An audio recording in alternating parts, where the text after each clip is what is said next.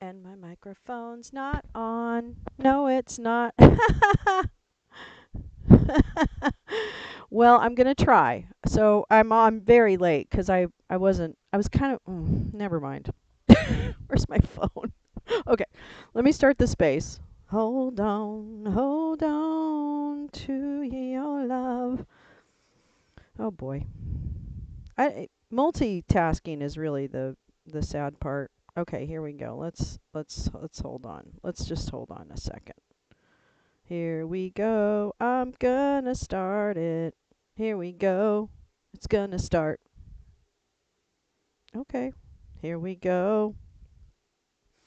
And now I'm on both voice and this, but now let me do this. Hold on just a minute. Hold on just a minute. 'Cause then when I go over, where am I going? I'm going right here. Yeah. And then I'm gonna refresh the window and freshen the window. Ha ha ha ha. Reconnect. What does that mean? I don't know what this means.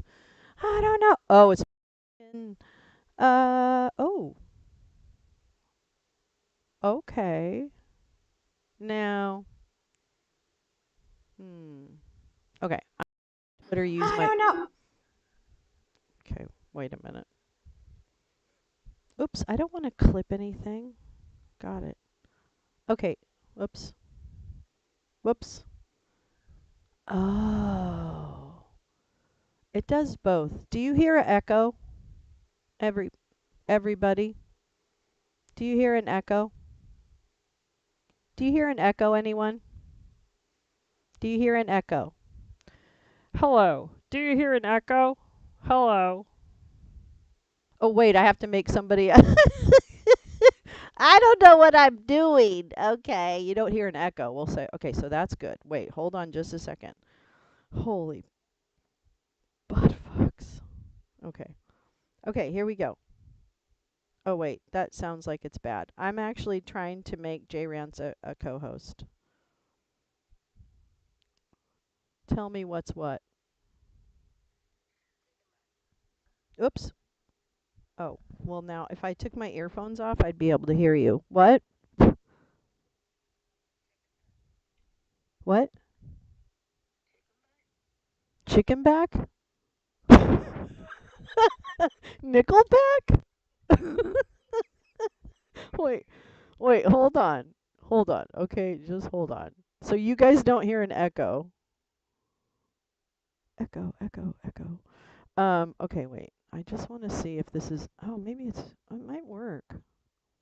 Okay, so technically people should be able to see the space. Not now. Okay.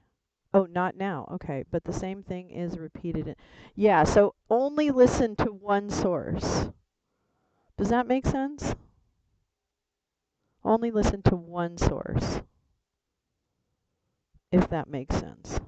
I think this I think this might work.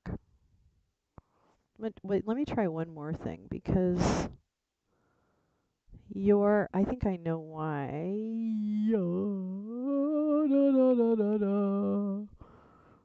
Where does the sound for that come from? Oh, computers. They're so interesting and different. Okay. All right, I'm not really sure. Okay, so I would, if you can, just listen to one. You can't hear J Rants on YouTube. Oh, okay, wait, hold on just a second. Let me see if I can fix that. I know. Believe it or not, I actually have been working on this like all fucking day, and I realize it doesn't seem like that right now.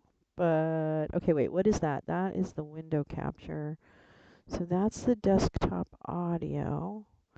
So that's that. Let me check the advanced audio properties. Desktop audio, monitor and output. I wonder.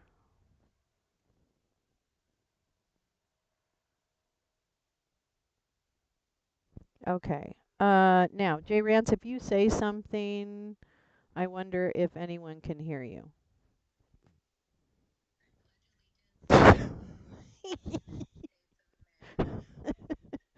Okay, that we'll see. Can't hear. Oh, wow. Okay. Well, okay, then this is hmm. Gosh, I really thought the sound was coming through on that. It might be. I'm so sorry, everyone. Do do do do do do do do do do. Pa pa pa pa da pa pa. Wow wow. Wah wah wah wah wah wah. Blah blah blah. I guess I don't know why it doesn't pick up the sound from the actual browser window that it is. No sound but me. Yeah, unfortunately that's only because I am only on the, yeah, there's no clean ass way to link the sound. The problem is I can't get the sound to come out of this window in the middle that you see on the YouTube channel, which is the GD Twitter space. Oh, I wonder who let me try one more thing if you'll indulge me, my friends. I wonder,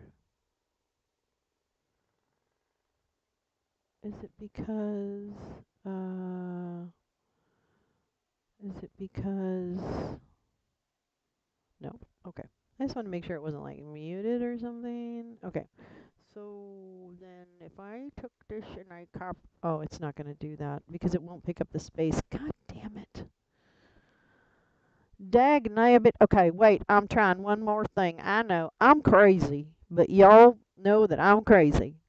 So I'm just crazy. Muskie, GP, Kim, Tom, Teresa, and I don't know who else is there, but I think J Rance is there. Okay, hold on. I'm sorry. Wait, I got distracted. Okay, wait. Okay, so then I wanted another browser. Kiss good day, goodbye. Okay, wait. Blank. This is gonna be weird, but it might work. I don't know. It probably won't work. Oops. Okay. Oh. Oh. Okay, it won't work. Fuck. Fuck. Fuck. Fuck. Okay. So here's the sad part: is that I literally cannot invite people to speak on OBS because I don't have that capability because I don't know how to do it. That's really what it is.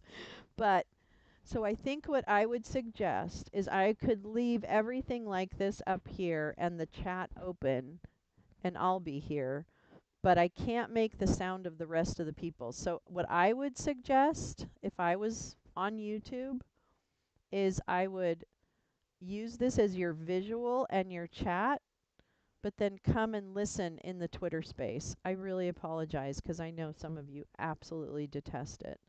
But I think, unfortunately, it's just not letting me play the sound of the space through the browser window. It's a little, I think we're one step away, but I don't have the technical ability to overcome that one obstacle.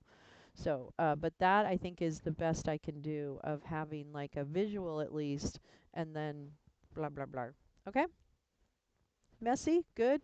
Terrible? Wonderful? Huge failure? Usual. I love failing. I can hold the phone though close to my that I can do. And that might be crazy, but who knows? It might work. I wonder if it would be better actually if I took my headphones off. No, I'm not going to try it. We're going to stick with this for right now. I know. Oh, Kim, I'm sorry. God, I just don't know what else to do, folks. I don't really have a really, I don't have a good, I'm not a techie. So, unfortunately, I can't. You did? Oh, you went to 5.8. That's so cool. Okay. All right. Wait. I got to focus. Okay. All right. So, now what I will say is that on the YouTube screen, there is a copy of the oh shoot. There's a copy of whoa of the transcript, and it's a version that I highlighted, and I had put it in a Dropbox. Oh, shoot. J. Rance, I think you got it. I'm pretty sure you had gotten it. Okay. And then Pepper, I wanted to invite you. I know you were interested. I'm going to invite Sangfreud. And really, if anyone wants to try and have fun with a couple of parts, there's plenty of sections in here. And I was kind of liberal in my highlighting, so at least there's some places to land. So what I'm going to do, Kim and GP, for our people that are quite rightly anti-Twitter, I'm going to try and figure out. Actually, let me just pull the plug, and I'm going to see if you can still hear me when I don't have my ear. I don't know if he's really making any money off of me. I don't know how they're profitable if he's not getting any kind of, you know, revenue from me. So I don't know. I'm not sure why that is. But I understand. I totally understand and appreciate the actual principles behind that, and understand that completely. So I don't begrudge anyone who doesn't want to kind of do, but this is unfortunately what we've got to do. So that's where we're at. All right. So I don't know. I was kind of waiting to see if our other readers were also going to show. But I don't know. We can start. I don't think there was an after hours. Oh, that's right. Well, then we can just like chill. We can just chill. Yeah, on the 5/8. Oh, that makes perfect sense. Well, there's no reason to necessarily rush. There was something. Did you read the whole thing? The whole transcript? I did. Wow. Well, now I scanned pretty, and I also tried to really like stop the. I just needed to stop like doing everything, right? Like I really tried to focus on the exchanges. And first of all, if you only dealt with Matt Gaetz and Harriet Hageman, you'd be fine. Because I literally just fucking highlighted their entire sections. Because there was zero dead space in them. But I tried to avoid like the dead spaces. But I might have missed a couple here and there. So if anyone, and I haven't read a lot of the reporting on this particular document in depth, so I don't know if I might have missed like a super juicy, but I really don't think I did, because I pretty much took me a few hours to scan it. Fast, but not that fast. So anyway, Kudos. well, yeah, well. Oh, and there is no method to the madness of the hi Badger of the highlights being different colors. I was trying a thing, and then of course, like a 12-year-old, I just forgot what I was doing, and I said no. Ooh, Teresa, Swalwell gets right to it in English or Russian. I know there are some fucking amazing passages in here. They're really fun.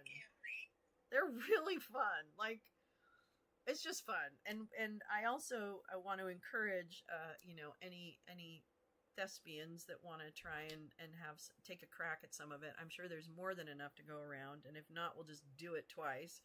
And the piece of it is this is, I'm going to set the ground rules. This is not anything about perfect. It is about fucking up and having fun and stepping on each other and wondering where we are and where, you know what I mean? So like, you need to enter this in the complete expectation of chaos. And then when it doesn't end up being that chaotic, you're going to be like, oh my God, why were we so worried? I'm telling you right now, this little mind fuck that I'm giving you, it works. So fake it till you make it.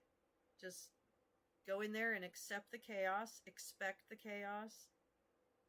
And if there's chaos, oh, well, we expected it. So, I am not recording this. Oh, I am recording this space. Oh, okay. Well, doesn't really matter. I can't work with amateurs. That's what he says in the chat. But, Let's see, what else happened today? Wait, there was something else. What was I? I was so deep in Hunter's business, if you will, that I'm wondering. I love chaos too. That I was wondering, what else happened? Wait, oh, Eileen Cannon. Wait. What the fuck happened, J. Rams? Saying Freud, Pepper, anybody. I was watching Glenn Kirshner. Is that what his name is? Or is that the guy who used to do the rock concerts in the Bay Area? No. I think that's the guy on Twitter. Okay, Glenn Kirshner. Right, the lawyer. Okay. Yeah. So it's not, this is Glenn Kirshner with your rock concert. That's used to be a guy in the Bay Area that sponsored. He produced all these rock concerts. Okay, anyway, that's not the point. He was a great music producer. But my point is that, what was I going to say? Oh, my point is that, wait, what was I going to say? Is it going to get sent back to Chutkin? Well, Glenn Kirshner said that first of all, he said that she did not commit to making any decision on a date right away. And she said something about a July date being, she was skeptical of a July date. And then apparently, as I understand it, can be corrected, she said that, or Trump's lawyers rather, said that they would accept a trial in either August or September. Or September or October, maybe they said something like that. And then of course they said but of course the simplest thing would be to wait until after the election. As to why that's simple, I don't really understand. And it was because they said that they would have to work in such a frenzy if it were to be any earlier than September or whatever. So that's what I understood came out of the Cannon fodder. But yeah. I just shared something that Teresa shared. Oh, okay. Teresa wants to come up and talk about it. I would love that. But anyway, yeah, Anna Bauer's thread. Okay, let's see what she says. A few more details from today's hearing before Judge Cannon. Prosecutors told Judge Cannon that they intend to call roughly 40 witnesses to testify at Trump's trial on criminal charges related to unlawful retention of classified documents. Update. Judge Cannon did not set a trial date for the classified documents case during the morning session of the scheduling conference, but she told prosecutors for the special counsel that their proposed July trial date is unrealistic. That's what was said. Okay. Let's see. So that's the first one. Let me see if there was. And then she said at one point, Judge Cannon asked prosecutor David Harbach when the special counsel's office would be prepared to publish its witness list. Across the room, Jack Smith seemed visibly bewildered by the question, raising his eyebrows in apparent shock. And she puts publish in air quotes. Yeah, so what does that mean? They want Jack Smith to publish his witness list. Ahead of time of all his witnesses? And that's abnormal? Or is that... I have a feeling it's probably just given the sensitive nature of the witness tampering and his... I don't know. I mean, I would imagine that's what Jack was reacting to, was like, are you kidding me? Why are you assuming that we're going to publish our witness list? You know, that kind of thing. I don't know. I could be wrong about that, and I defer to lawyers. They will intimidate these witnesses immediately. Right, exactly. Well, I mean, that they're not doing that now. I mean, yeah, it's crazy. She goes on and says, addressing Trump's proposed scheduling for an August trial, prosecutor Jay Bratt told Judge Cannon that they were, quote, fake dates made in, quote, bad faith. Bratt said Trump's proposed trial date was aimed at blocking a summer trial in D.C. if SCOTUS sends that case back to Judge Chutkan, which now is, okay, so April, and they said that that would be settled, I guess their term for their decisions on things heard in, like, April, for example, or whatever that is called, is June. That's what I was reading as part of this whole storyline. So, assuming that the SCOTUS hands out their April the April oral arguments, decision in June is what it sounded to me was anticipated. And then Jack had said July. And then lawyer number 7 or whatever he is said no, September. Or, you know what? Let's just call it. Let's split the difference. And put it after the election. No, he didn't say split the difference. I said that. Well, yeah. Yeah. He also says whether Cannon should, another issue raised was whether Cannon should hold an evidentiary hearing on the proper scope of the prosecution team. Scope? That's like another time waster. What the hell is the scope? What's the scope of the prosecution team? What would that be? Just another stalling tactic? I mean, but doesn't that even... Is she calling into question what they are prosecuting? Or the team itself? Like, I don't understand. That seems like a very pointed, and it seems a little troubling, I would think. Maybe I'm wrong, but... I just can't believe that she's allowed to preside over anything to do with Well, marriage. I mean, I think I just assume at this point that that's where we are. You know, like... it's like, oh yeah, of course. Oh yeah, of course. And here's the thing, folks. Let me just remind you, and I know this is a very little solace, so I apologize in advance. Let me remind you, this motherfucker is not going to win the election. He is not going to pardon himself. He is not going to make it all go away. He is trying very hard to convince us that that is a fait accompli. But it is so far from that. So we need to keep reminding ourselves of that. Now, granted, there's a lot of work to do in order to make that happen, so I don't want to take that for granted, but... yeah, probably going to find out they were all dating. That's right. That's a good one. Is that in the chat? It's in the chat. I'll put it in the chat. Yeah, we're probably going to find out they were all dating. When they all started dating. It's true. It's true. I know more about when people started dating and what their habits are than I ever wanted to know. I never wanted to know that. Ever. So, anyway, very funny. Very funny. Cannon set May date for trial. Exactly. Okay, Kim, thank you. Kim in the YouTube chat says, Cannon set the May date for the trial originally. Never changed that date. That's another thing Glenn Kirshner brought up. Jack came in asking for July 8th as of yesterday, and Trump asked for August, and then I think said September or something like that, right? I can't quite recall. And then for them to think that the trial goes after November, they know he won't win the election. Well, that's probably true. I think the bottom line is that they know. I think they know they're not going to win. I think they're trying everything.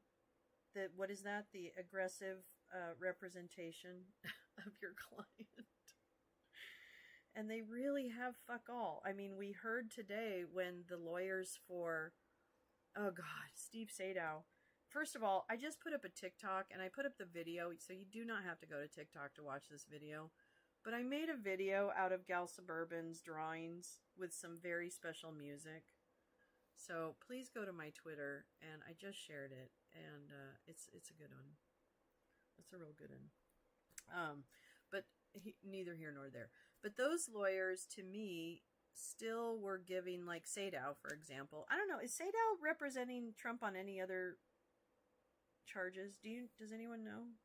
I don't think I've seen his name on... I think Lolo is still the attorney of record for the DC case, for Chutkin's case, I believe.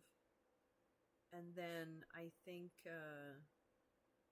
oh gosh, I don't know, on Georgia case. Oh, actually, Kim brings up zealous advocacy. Thank you. Yeah, that's what, zealous representation. Jack also addressing that stupid 60-day issue. But didn't Lisa Monaco, I heard, came out today and said there is no, because he was already indicted, there is no 60-day window applicable in this case. That's what... Who said that? Who? I heard that reported earlier today. Sandow. Yeah. Which one? Katie Fang tweeted it. That's it. That's it. It happened when we were on, wasn't it? Didn't it happen when we were on? I think so. But that was very interesting. Yes. Sadow represented Trump in Fulton County. Yeah, he's the idiot that's standing up there making incredibly inappropriate commentary and needs to stub his toe, frankly. Which part? Sadow. He's the Trump lawyer in Fulton County. I mean, they were all the idiots. Oh, okay, yeah, good point. Yeah, they all kind of look alike. This one was a little more on the yellow side. Like, he kind of had yellow hair or kind of orange. Like, peach colored. He was peach colored, I would have described him as. The other ones were far more gray and sallow. And one of them looked like the guy who's the bad guy in Poltergeist 2 and 3, really, if you want to be detailed. He's my favorite. He's a good one. He's a real good one. Oh, the children. Yeah. So, anyway, I digress. Yeah, so that he did, I don't know if Jack addressed it, the 60-day thing, but I hope to fucking high heaven he doesn't all of a sudden pull a Comey and go, oh, yeah, I don't think I'm gonna, yeah, I don't think he's gonna do that. I think he's pissed. I think he wants to fucking prosecute this guy.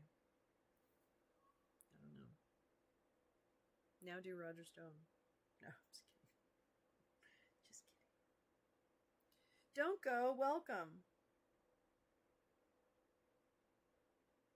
Put the glass down. Pick up the phone. No, I'm just kidding. I'm just kidding. I'll give you a minute. But hello, don't go. Welcome. Are you going to be... Hello, my darling. Are you going to be reading dramatically tonight or just giving us notes? Who, me? Yes, you. What am I going to be reading? Oh, well, I guess that means the latter. No, we're going to do... No, it's fine. I'm just kidding. We're going to do the Hunter Biden transcript. We're just going to have some fun with that. So, no. The entire thing is, I have a big dick. I have a big dick. Do you want to see it? You know, it's funny that you say that, because that's literally like pages 57 through 79. So I don't know. It's funny. I have a big dick. There were a couple people kind of saying things that were similar to that. If if I'm being honest, I can't wait. You guys, it is kind of funny. I don't know. Court reporters don't actually type up if somebody takes their Johnson out and slaps it on the table. Doesn't say anything. Unless the judge says something like, let the record show. The first... would say, let the record reflect. Right.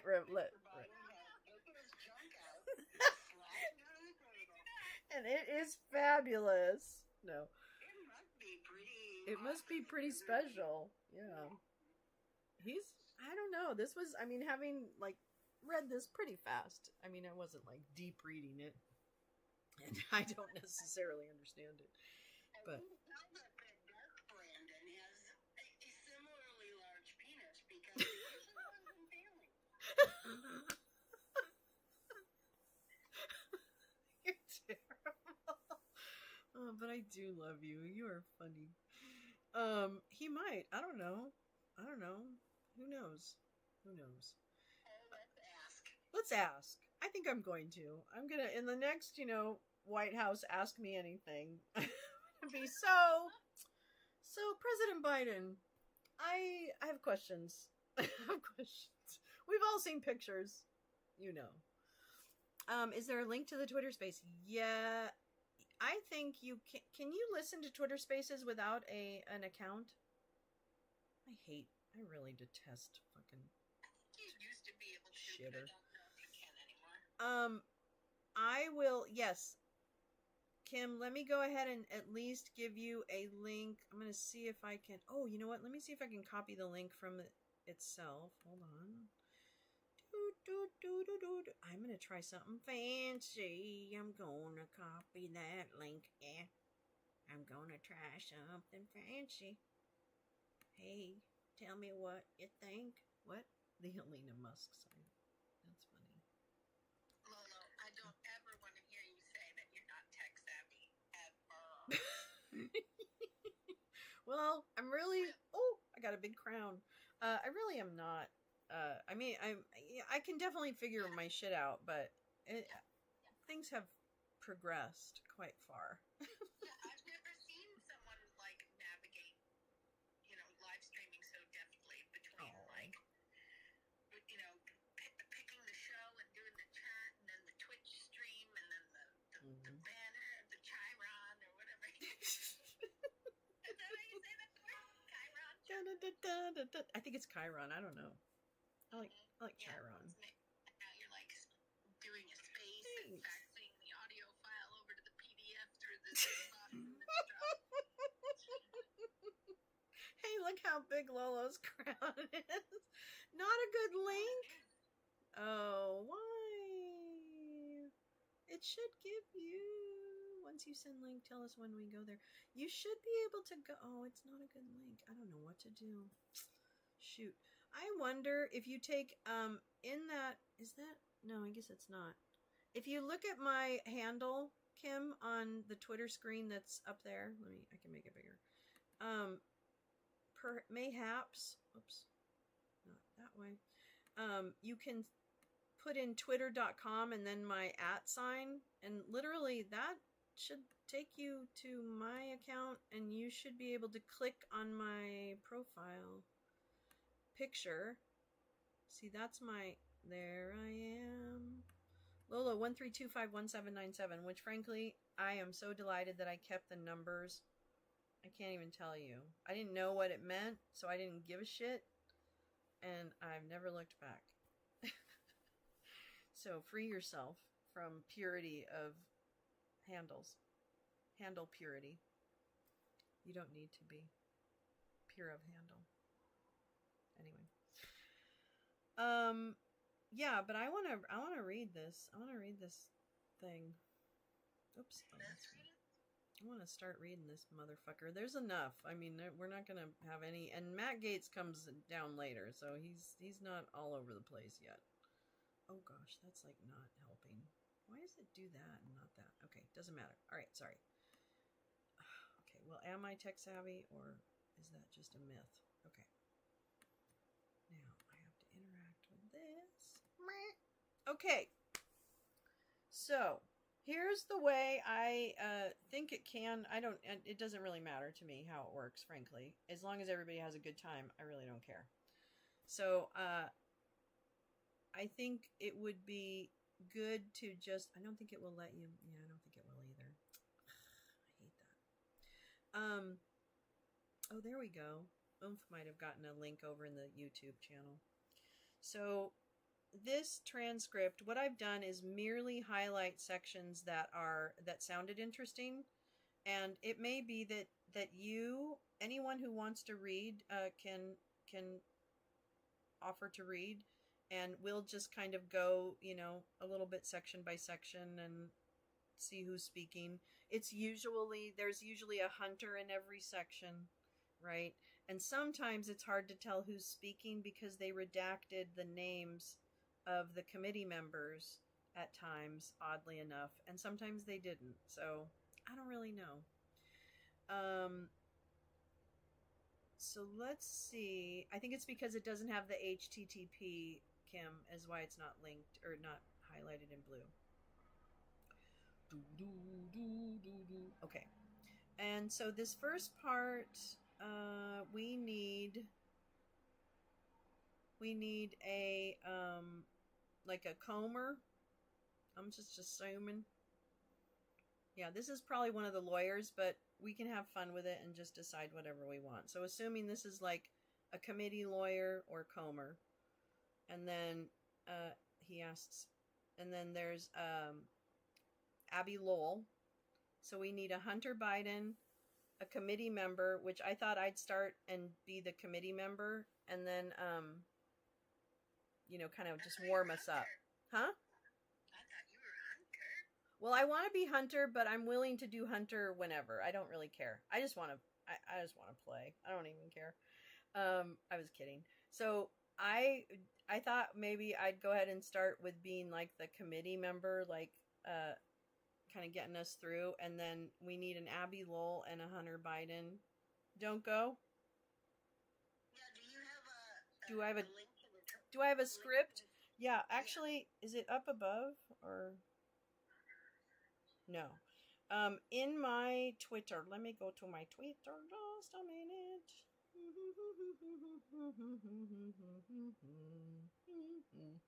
And I'll put it in the nest. Actually, I want to put this one in. This is the little movie I made with Gal's drawings. Hold on. There's that. And then this is it's a Dropbox link, so don't get freaky on me, okay? Don't go like I don't want to do drop because I don't. It doesn't matter to me. Anyway. You can download it without using any personal info. Oh, good. Well, that's good. I never look at my Dropbox, so it really doesn't matter. So I just put in the nest up above. There is a, first of all, there's OK Thespians, that tweet. That one has a link to the Dropbox that has the highlighted thingamabobber. And then... Got it. Oh, cool. And then the second one is the little movie, which I highly recommend watching. It's very cute. It's only 12 seconds. Okay. And so this first section, let's see how long this goes, because and so they go over who everyone is, which we could, do. And then this is the ground rules. I didn't really highlight all that. But again, we can kind of like scan as we go through. Let me make sure. And then it looks like I need, coming up, we need like a Swalwell and a Nadler. We usually only need a couple at a time. It's not really usually very... Oh, it looks like we need... And he's just telling them who's there. Okay.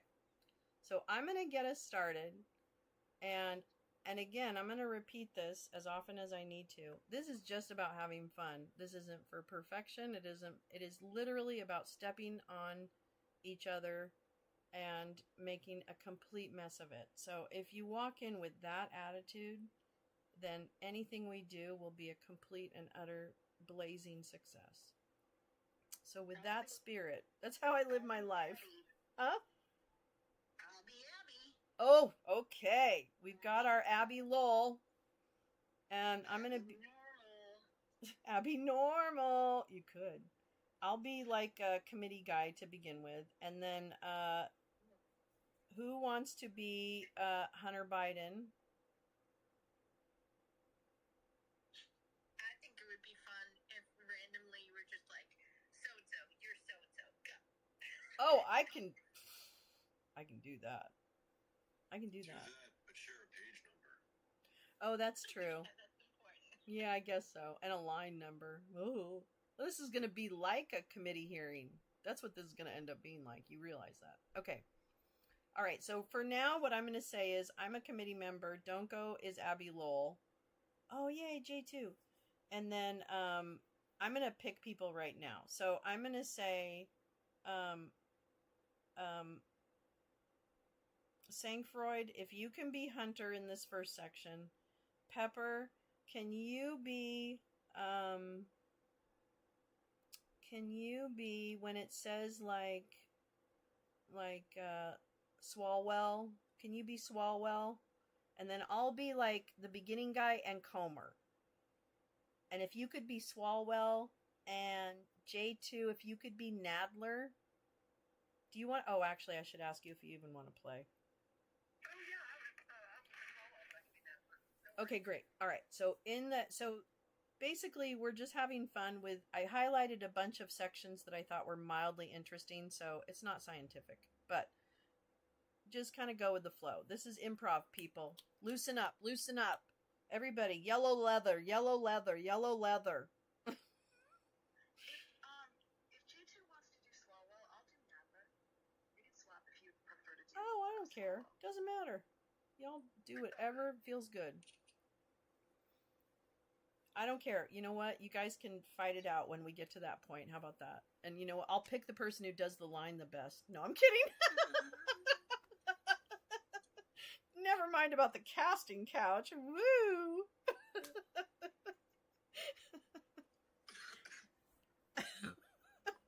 All right, Hunter. Okay. Okay, Hunter, okay. All right. Okay. Now this, I'm doing this as Jim Comer. I don't fucking care. Good morning, everyone. We'll go on the record now. This is a deposition of Mr. Robert Hunter Biden. Chairman Comer, that's me. Chairman Jordan, I've requested this deposition as part of the House's formal impeachment inquiry into President Biden as well as the committee's respective oversight responsibilities. The committees are investigating whether sufficient grounds exist to draft articles of impeachment against President Biden for consideration by the full House. Mr. Biden's testimony today is relevant to that impeachment inquiry. How, I'm not sure, but we'll get there. In addition, today's testimony is relevant to the committee's ongoing efforts to consider legislative reforms to federal ethics and financial disclosure laws that undoubtedly will bite me in the ass, but who cares? Live for today. Specifically, you don't have to ad-lib either. That's just my brain.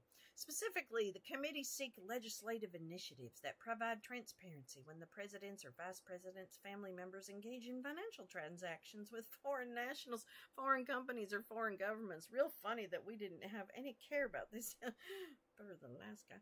On February 14th, 2024, the House Oversight and Judiciary Committee reissued subpoenas for Mr. Biden to appear at the deposition today, February 28th, 2024. All right. Would the witness please state your name for the record? Robert Hunter Biden. Rah. Mr. Lowell. Mr. Lowell. Line.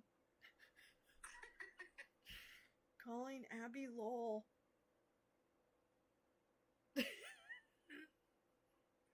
Turn your mic on. Don't go like you, darling.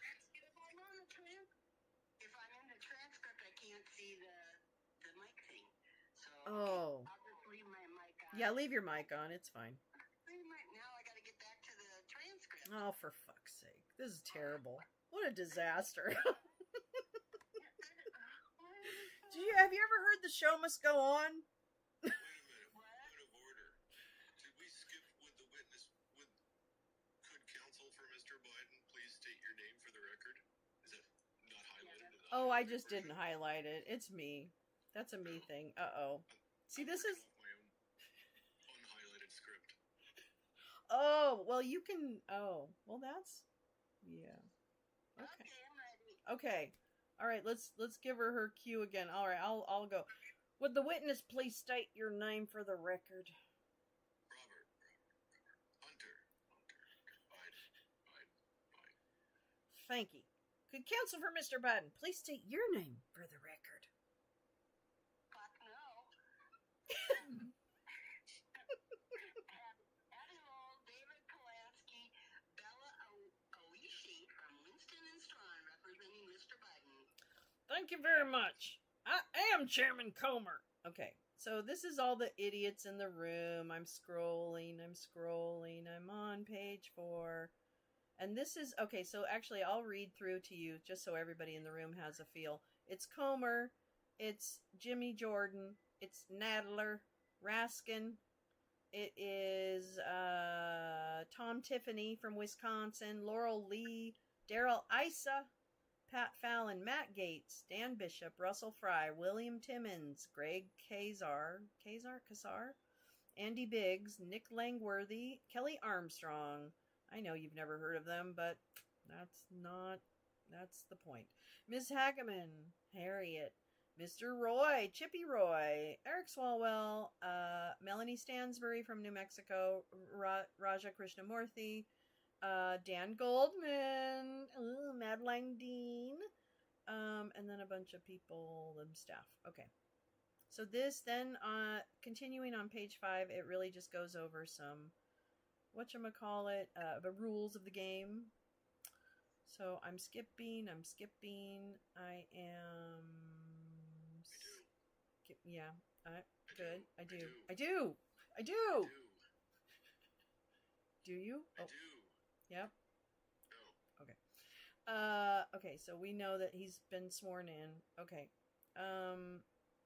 Okay. So get ready, queuing Mr. Swalwell.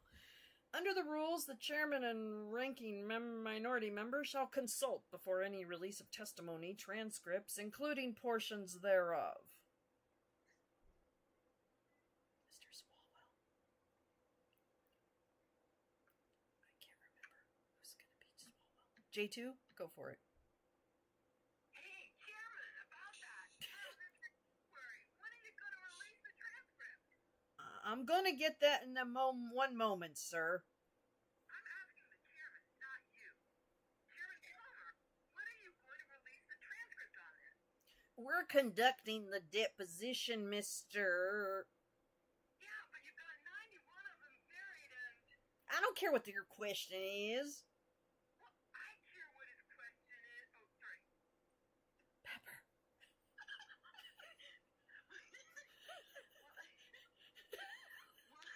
Well, I care what his question is. When are you going to release the transcript? There are 91 transcripts that haven't been released yet. We will release the deposition, the transcripts, like we always do when we agree to release the depositions, the transcripts. Shouldn't the witness know? Yeah, we want to put out the transcript out within a day. Within a day. Very good. Thank you. We'll do our best, yeah. In English or Russian? Excuse me? What'd you say? We've already answered that question, Eric. And we're not going to tolerate outbursts like we had the last time. You said within a day, that's fine. I think someone can take that next line. It doesn't really... I don't know who's saying it. I can't hear J2 at all. Oh, no! Nadler says, can you speak a little louder, please? Oh, you know what? I'm up in the hills and I've got terrible reception on my phone. Maybe I should step down. No! No. Can you hear her at all? Not at all. Okay, J2, just go down, J2, and then I'll bring you back up, and we'll fix it. No. I think where I live in the hills. No, I think it's actually J-Rance can't hear you at all. It's a Twitter thing. So if I bring you back up, it'll probably fix her issue. So. Oh, okay. I was going to say, do I need to go down? I don't think so. I think... Oh, I don't know. No, why would it... It doesn't usually happen with the co-host. Oh, okay. It really does. Yeah, it usually only happens with speakers. Okay. Oh, wait. She went all the way out, and then she'll come back in. Okay. All right, Pepper, you're up. You've got to take over. There we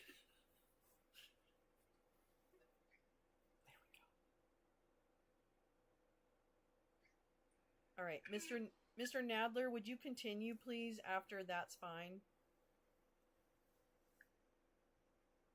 Oh, wait. Can you speak a little louder, please? Okay. Why don't you get a new page in line? Oh, yeah, okay, whatever. I don't know, that's harder, actually. It's... Maybe for you, 7-5. It's actually 8. It doesn't matter. It's fine. Okay, so wait. Actually, I know what happened. I screwed us up. Okay, Mr. Nadler says he said within a day. That's fine. I'll say this. This means it is a violation of the House and committee rules to disclose content of the deposition prior to its official release. For this reason, and then, Mr. Nadler. Can you speak a little louder, please? For this reason, the marked exhibits that we will use today will remain with the court reporter so that they can go in the official transcript, and any copies of those exhibits will be kept at the table. Return to us when we wrap up. Okay, and then they go on, but then it does... Then he goes through who's present. And here we go. All right. Now, this is when Hunter gives his big ass statement. So, are you ready, Hunter? Oh shit. You signed up for this. Are you? You can always. Thank you. Okay, here we go. I am here today to provide the committees with the one uncontestable fact that should end the false premise of this inquiry. I did not involve my father in my business, not while I was a practicing lawyer, not in my investments or transactions, domestic or international, not as a board member, and not as an artist. Never. Not on a boat, not on a train, not with a monkey, and not in the rain. You read this fact in the many letters that have been sent to you over the last year as part of your so-called impeachment investigation. You heard this fact when I said it weeks ago standing outside of this building. You heard this fact from a parade of other witnesses, former colleagues and business partners of mine, including my uncle, who has testified before you in similar proceedings. And now, today, you hear this fact directly from me. I just don't like them, Sam. For more than a year, your committees have hunted me in your partisan political pursuit of my dad. Partisan political pursuit of my dad. You have trafficked in innuendo, distortion, and sensationalism, all the while ignoring the clear and convincing evidence staring you in the face. You do not have evidence to support the baseless and MAGA-motivated conspiracies about my father, because there isn't any. There's a mic drop. Your entire partisan house of cards on lies told by the likes of Gal Luft, Tony Bobulinski, Alexander Smirnov, and Jason Kalanis. Luft, who is a fugitive, has been indicted for his lies and other crimes. Smirnov, who has made you dupes in carrying out a Russian disinformation campaign waged against my father, has been indicted for his lies. Bobulinski, who has been exposed for the many false statements he has made, and Galanis, who is serving 14 years in prison for fraud. Rather than follow the facts as they've been laid out before you in bank records, financial statements, correspondence, and other witness testimony, you continue your frantic search to prove the lies you and those you rely upon keep peddling. Yes, they are lies. To be clear, I've made mistakes in my life, and I have squandered opportunities and privileges that were afforded to me. I know that. I am responsible for that. And I am making amends for that. But my mistakes and my shortcomings are my own and not my father's, who has done nothing but devote his entire life to public service and trying to make this country a better place to live. During my battle with addiction, my father was there for me.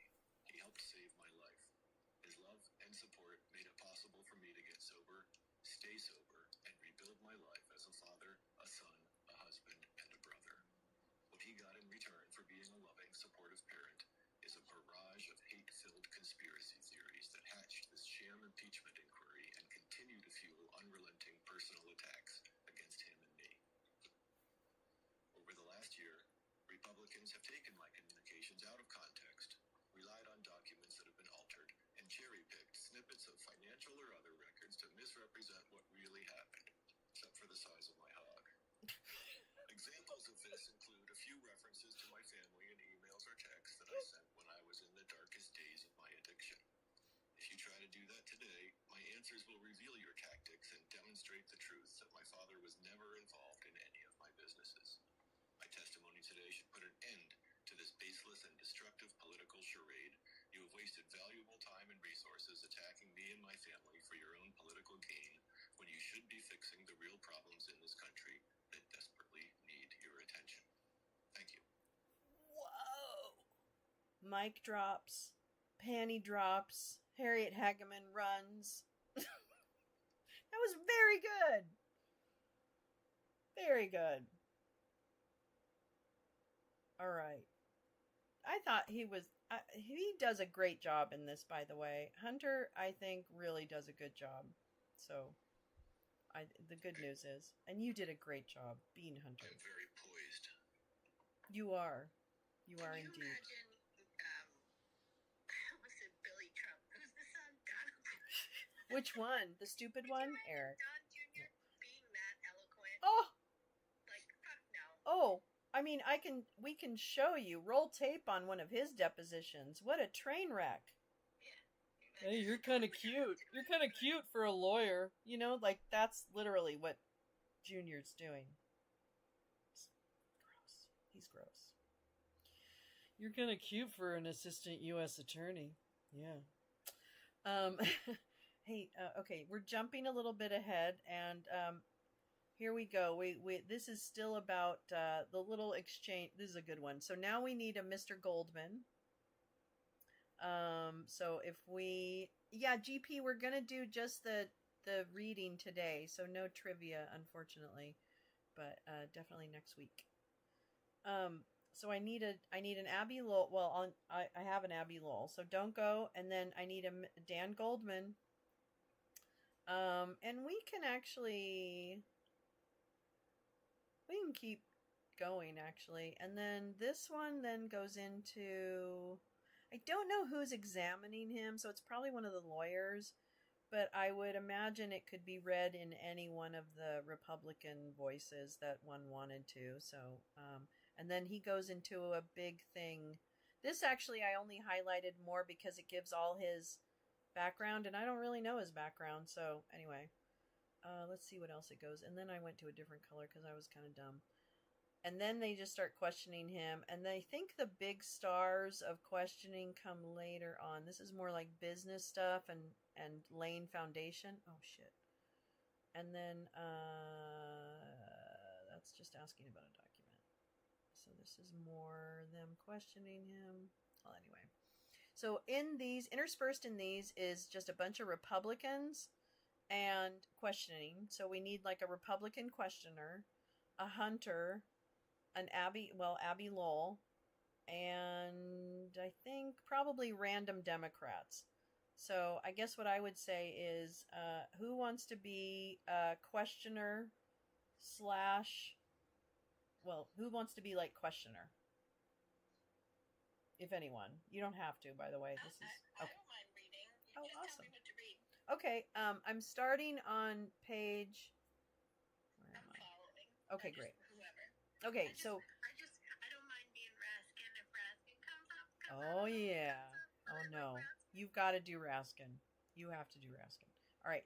So if you want to be the questioner first, and then I'll go ahead and take Hunter just because it's long, and no one should have to do it, and then I can get the Hunter parse over. No, I know. It's because I don't want to put people on the spot and like, oh, you have to read 17 pages. Congratulations. You know what I mean? That's really it. Did that sound bad? I didn't mean for it to sound bad. I really didn't. Oh, no, I didn't mean... Oh, no, it really wasn't... No, it wasn't... But it wasn't even my intention to say... I just didn't want to make someone do something. That's all. I'm sorry. That's really what I meant. I didn't mean... No, everyone's wonderful. Are you kidding me?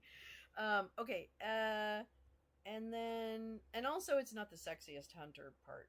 There's other sexy Hunter parts. And then... let's see... I think there's random Democrats.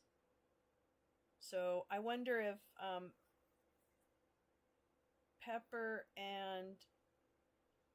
between Pepper, J2, and Sangfroid, if you want to pick out random Democrats and Republicans, I can probably point it out when it comes up. So we'll just stumble through it. I think that's a great idea. Has J2 talked yet? I haven't. Yes. Yeah, she did the Swalwell. Yeah. Oh, now I hear her. Okay. Oh, right. That's right. You hadn't heard her. Oh my God. I'm sorry. That's right. Okay, good. All right. So here we go. And where I'm starting on line 275 on page 13, Jay. I didn't highlight it, but I think you could start with the thank you, Mr. Biden. Thank you again, Mr. Biden. Thank you again, Mr. Biden, for being here this morning. I'd like to begin with discussing your professional and educational background. Could you just give us a brief overview of your background? Wow, it's almost sounded Foghorn Leghorn. Sure. I wrote it down because it's long, like my dick. I'm a graduate of Georgetown University, a former member of the Jesuit Volunteer Corps Northwest. I graduated from Yale Law School, where I was the editor of the Yale Law and Policy Review and the Yale Law and Humanities Journal, and I received honors for my thesis work on law and policy. I was a vice president at a major national bank, where I worked in the general counsel's office and then as a manager of a unit. Would you like to see my unit? With the fraud department. I was executive... It's not really a court of law. Well, just tie me up. I was executive director of e-commerce policy coordination with the Department of Commerce during the Clinton administration. I founded and built a successful law firm, HUNTER Biden and Bel Air. Sounds fancy. And represented a not-for-profit institutions, including a close to a dozen primarily Jesuit universities. Look at me. I'm Christian. All over the country, from Philadelphia to Los Angeles, where I like to party. From Detroit to Denver and everywhere in between. I then founded and built a successful small business in advising global infrastructure and alternative investment clients. I've served on the following boards. I was appointed by President Bush to the National Passenger Rail Corporation Board, Amtrak, and rose to the level of vice chairman and head of the Corporate Governance Committee. I served on the board of the Center for National Policy as a chairman. What? Yeah, that's right. I'm a MAGA too. I served on the board of the Jesuit Volunteer Corps Northwest. I said that, I know already, but I'm saying it again. And I served on the board of the Truman National Security Project as a chairman. I served on the Chairman's Advisory Board of the National Democratic Institute. I served on the board of Catholic Charities in Washington, D.C. I served on the board of the U.S. UN World Food Program, which supports the largest humanitarian organization in the world, kind of like my large organ, and is the past winner of the Nobel Peace Prize, an organization that feeds over 70 million people each day. I mean, I don't feed 70 million people each day, but you know, somebody does. And I was chairman of that board. I was also an adjunct professor, don't call me not smart, for 4 years at Georgetown University School for Foreign Service in its master program. That's right, it's very fancy. And finally, I served as of counsel at a major international law firm of Boyes, Schiller, and Flexner. I'm very flexible. And I've been member of the bars of the states of Connecticut, the District of Columbia, the Federal Court of Claims, and the bar of the U.S. Supreme Court. I've recently written a memoir, Beautiful Things. And today, I'm an artiste. And that's my background. Well, I want to begin by discussing some of your foreign business dealings, and I'd like to begin in One thing, sorry to interrupt. Would it be possible to have Mr. Biden's resume marked as an exhibit so that it's a full record? Accepted into evidence. Cool. Would it drop down into what? 3. I want to begin by discussing. Yeah. That's me, right? I think that's you. That's the question. I want to begin by discussing some of your foreign business dealings, and I'd like to begin in China. The first matter that I would like to discuss is Jonathan Lee and EHR Partners. Can you please provide the committee with who Jonathan Lee was? Jonathan Lee was, first and foremost, became a friend of mine before I entered business with him. And approximately when was that? I believe as early as 2014.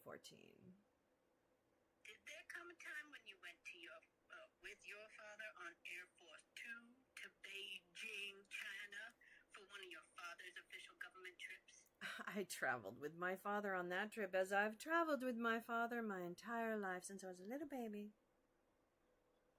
And when you traveled on Air Force 2 for that trip, when you were all in Beijing, did there come a time when you introduced your father, who was vice president at that time, to Jonathan Lee? Well, when we returned from an event at the hotel, there was a rope line. You know how those go. And Jonathan Lee was in the lobby of the hotel where I was going to meet him for coffee. Yes, coffee. In that line, I introduced my dad to Jonathan Lee and a friend of his. I don't remember. And they shook hands, and I believe probably took a photograph. And then my father went up to his room, and I went to have coffee with Jonathan Lee. Who was the friend that was with Jonathan Lee? I don't remember his name directly. It was a friend of Jonathan's.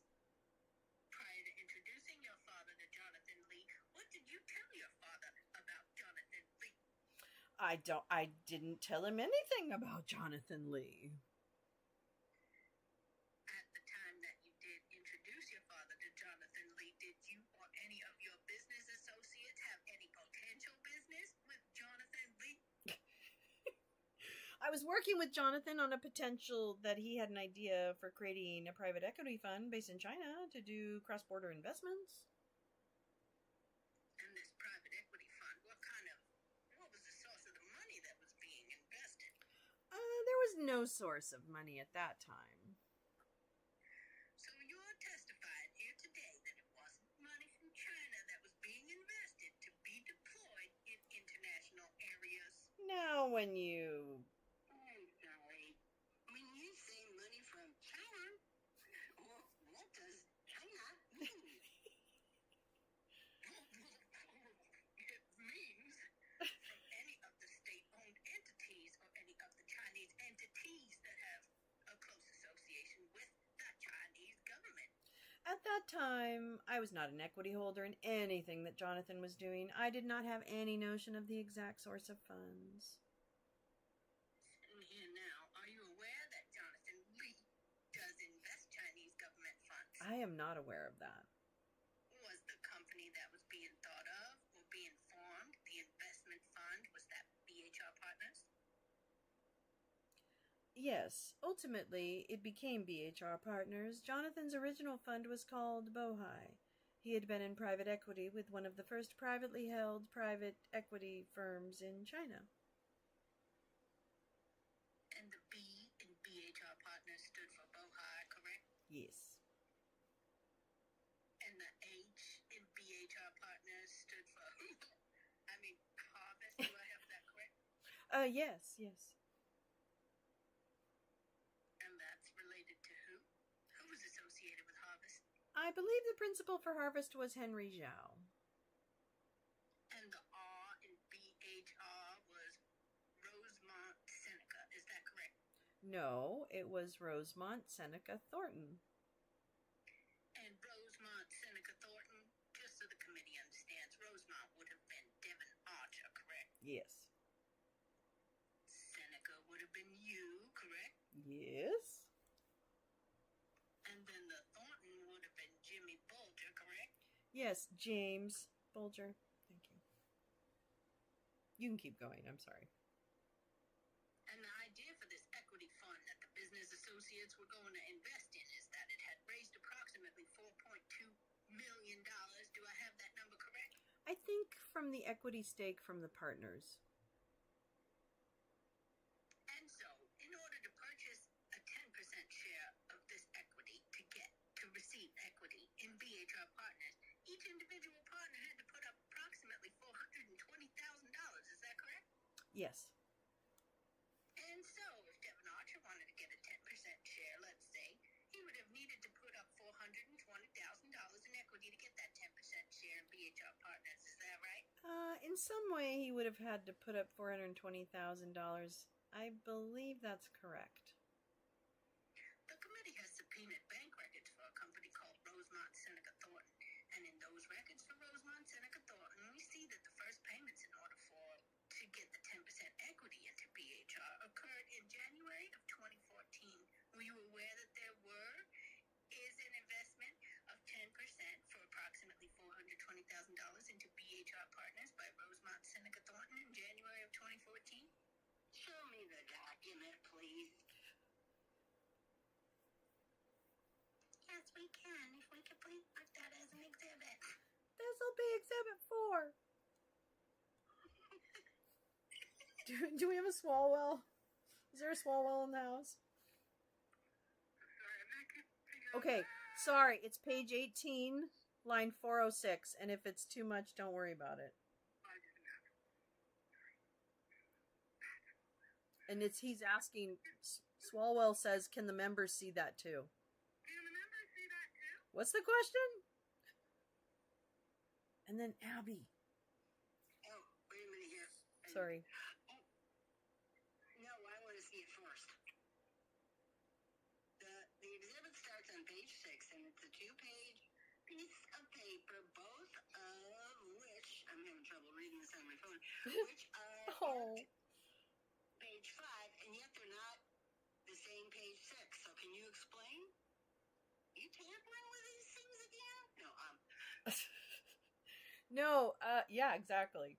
Yeah, so they're two different client statements. So the first page is going to be January 30. You'll see it's for the period January 1 through 31 of 2014. And then the next one's February 1 through 28 of 2014. And we're going to stick with page 1 of this exhibit. So this is page 6 of two different monthly statements? Correct. And we're going to stick with page 1. Both of them refer to, as you see in the right corner, Rosemont Seneca Thornton, LLC. Era Devin Archer. Correct. Right, and then I'm handing it back to you, Jay. And on this page, can you point to us what the basis of your question is, please? Jay's like, what? All right, I'll go to this one. Black block. Yeah, you go ahead and do black block, actually. Yes, sir. If you look at the date, so January 23rd, there is a wire fund sent. The beneficiary is BHR with account number 7727 for $167,000. And then if you go down, there's a January 29th transaction where wire funds are sent from. And the beneficiary is Bohai Harvest RST Shanghai for $247,800 to the same account, the 7727. When you total those two up, it equals $414,800. Coming from Mr. Archer's account? Coming from the Rosemont Seneca Thornton account, which I will ask your client about in a moment. But we'll go back to this. My original question is... Okay, I'm going to hand over to a new Who Wants to Be Hunter, because this is a fun part. Come on. Pepper, J2. All right, cool. All right, so if you'll be the A, like the answer. Is that helpful? Does that make sense? J2 speaking because I can't hear her. Oh no, J2, are you speaking? Well, will you speak? Will it be A? Yeah, you'll be the A. You'll be Hunter Biden. You'll be the A, if that makes sense. All right, here we go. All right, so we'll start. Go ahead, J Rance, and action. Coming from the Rosemont Seneca Thornton account, which I will ask your client about in a moment, but we'll go back to this. Original question is coming from Devin Archer's account. I'll come back to that in a second. Well, I'm just telling you, this is Devin Archer's account. It's not mine. I will get to that. I have no control or... sir, would you just ask... I would just ask that you let me ask the questions and we can cover that ground, I promise. Oh, okay, I thought you did. Were you aware that this 10% of equity was purchased in January of 2014 to purchase BHR Partners 10%? Mr. Archer? I'm not saying Mr. Archer. Were you aware of this transaction? I can't recall whether I was aware of the exact transaction at the time, but again, I'd like to point out this is not my account. This is not my money. I don't have any control or authority over his account. This account. What was your role at Rosemont Seneca Partners? Rosemont Seneca Partners was my primary business. I was the president of Rosemont Seneca Partners. Keep going. Is that there as well? Keep going? Okay. I think so, yeah. Okay. Now I'm going to show you exhibit and then witness. Yeah, so the witness is Hunter. So I'm done. CEO, director, something like that. Now I'm going to show you exhibit 5, which is going to be the bank documents for Rosemont Seneca Thornton. In this document, this is going to be now marked as exhibit 5. This is a document that was obtained via subpoena related to Rosemont Seneca Thornton. Related to Rosemont Seneca Thornton, and it shows this in this document that the client's contacts. One of them is Rosemont Seneca Partners LLC. Do you see where it says that, sir? I see where it says that. And it says IBO, which is term for intended beneficial owner entity. Okay. Is that there as well, across from Rosemont Seneca Partners LLC? I have never heard the term IBO, but it does say IBO across from Rosemont Seneca Partners LLC. Can we get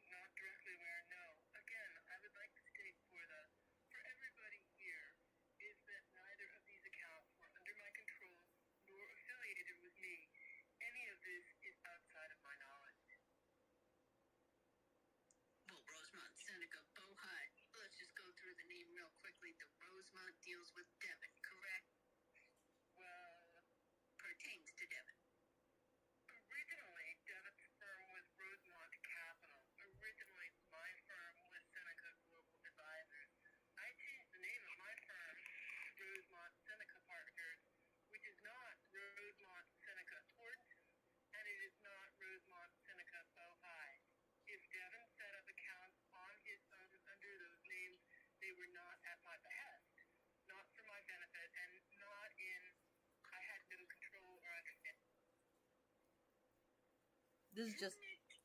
Oh, Yeah. go ahead. Go ahead. Contained from me. No, it was random. So I was just gonna say the highlights don't mean anything. So go ahead. Were you high when you highlighted the highlight? You would have to assume.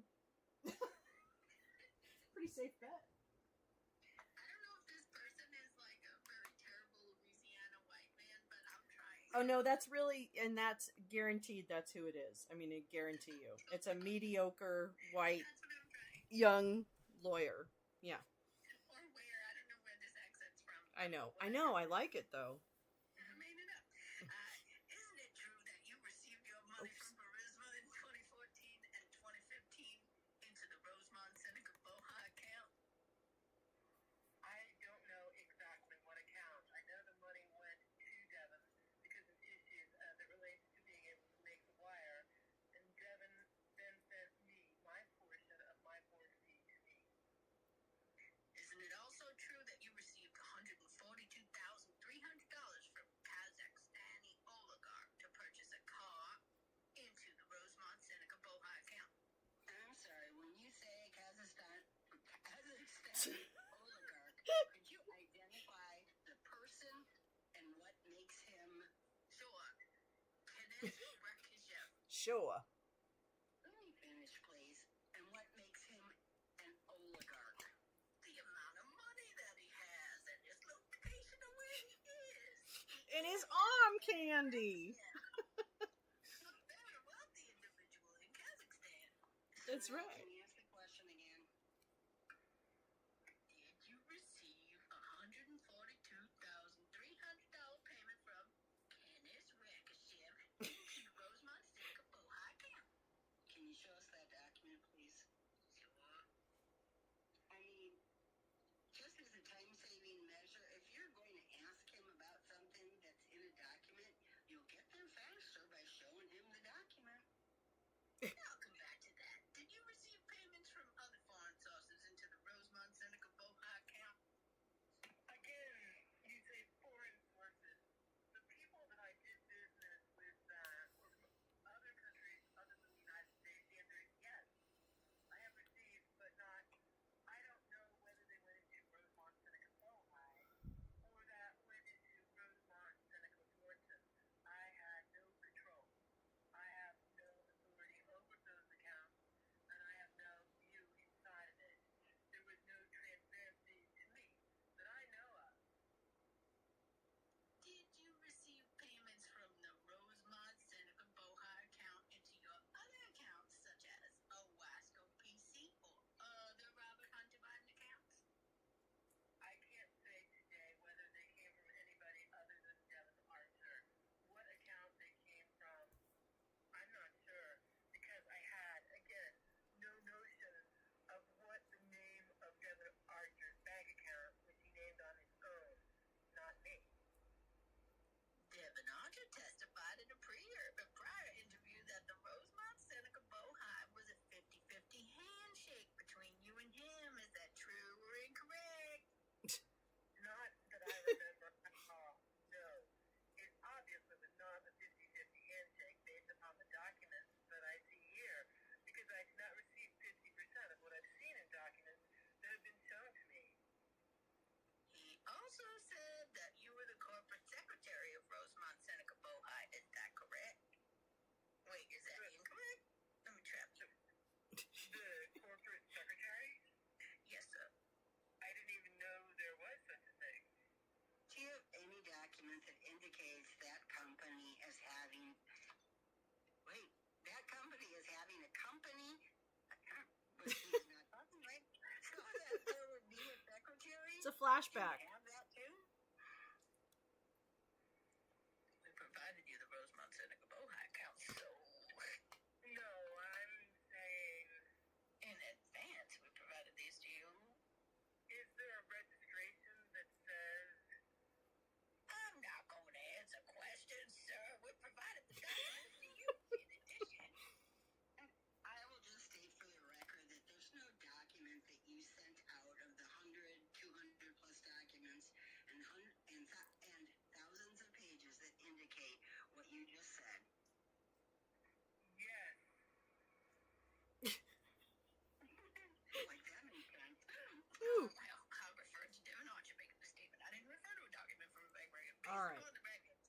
one scene. All right, take a break, take a breather. Take a breather, wonderful actors, and give yourselves a little round of applause. That was a lot of work. It's a lot of workshopping. I know it's hard for the folks on YouTube, and I know there's a lot of disappointment about trivia, and I'm sorry. Sometimes we want to break it up a little, and we had a good opportunity to do something with this. So my apologies, because I know the experience isn't the same. But, we'll get back to trivia just as soon as we can, I promise. That was amazing. I just want to say how wonderful everybody's doing. And I also want to welcome people into the room and say that if anybody wants to come up and have fun with reading a couple things, go ahead and request a mic, and we'll just start trading stuff around and have fun with it. So if you want to come up and pretend to be Eric Swalwell, or we're going to get into some good ones. I mean, I think we're going to end up in fistfights. Now, good news is there's plenty of Matt Gaetz to go around. So anybody who feels like they need to get their Matt Gaetz out, you've got plenty of opportunity. There may be a couple of fistfights about the Harriet Hageman. Ew. Okay, maybe Matt Gaetz isn't as enticing as I thought he was, but okay, there's enough of him though to go around. And if nobody wants to do him, I'll do him. But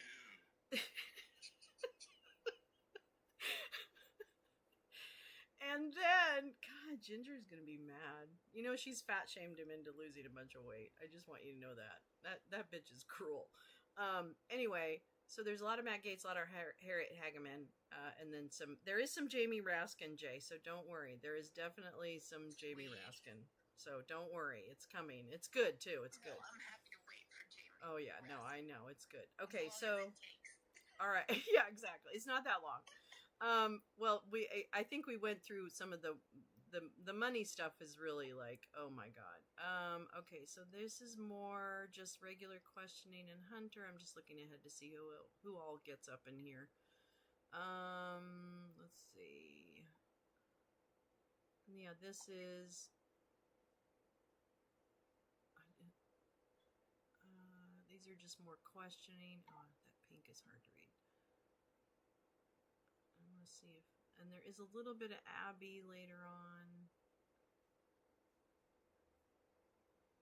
These are mostly... Okay, so it goes on quite a bit to have just the Hunter and the questioner on. So, let's see.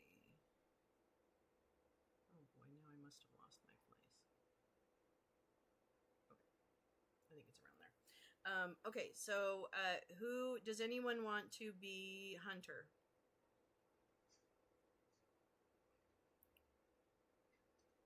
Come on, you guys. You get a big dick if you. I mean, I'll do it again, but I just don't want to steal anybody's thunder for sure. So, yeah. Happy to take a turn. Okay, great. All right. Give me page number. Okay. Page numbers suck. I think, well, I think what I'm looking at is page. Wait. Okay, please continue. Page 20. Maybe to see the line number? I know. I'm just wondering if I think I went down too far to look at this. Oh yes, I did go too far. Sorry. Okay, actually, okay, please continue. Line 561 on page 24. We need somebody else for Abby real quick. I gotta Okay, take a break. no problem. Okay, I'll be Abby Lowell for the moment. Or no, does someone else want to be Abby Lowell? Pepper? Or no, Pepper, can you be, wait.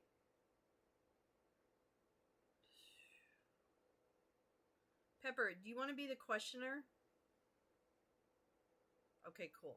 All right, so I'll be Abby.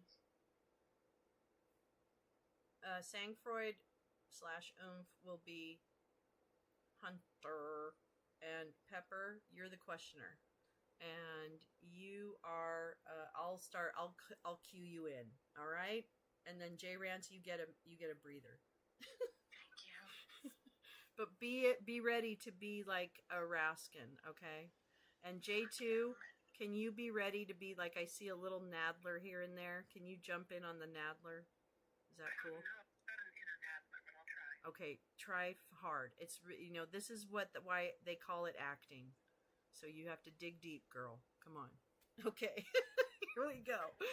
All right, and I'm gonna cue. All right, quiet on the set. All right. Okay, please continue. Based on the record that we've reviewed, you and Devin Archer were unable to purchase the 20% equity into BHR Partners until after your father met with Jonathan Lee in Beijing. I completely disagree with the characterization and the way that you just stated that. It had nothing to do with the meeting with Jonathan Lee. I'm here! I can say for certain I disagree with the way that you just characterized that. It bears no resemblance to the truth. My father shaking Jonathan Lee's hand in a rope line in a hotel had nothing to do with my relationship with him. I had an over 10-year relationship with Jonathan Lee. He was a friend, and he was also a very astute business person. He was educated in London, and we have become not just friends, but I trusted him to be a very capable business person. But during that 10-year friendship that you had with him, you were never able to actually purchase any equity into BHR Partners until your father met with him in Beijing.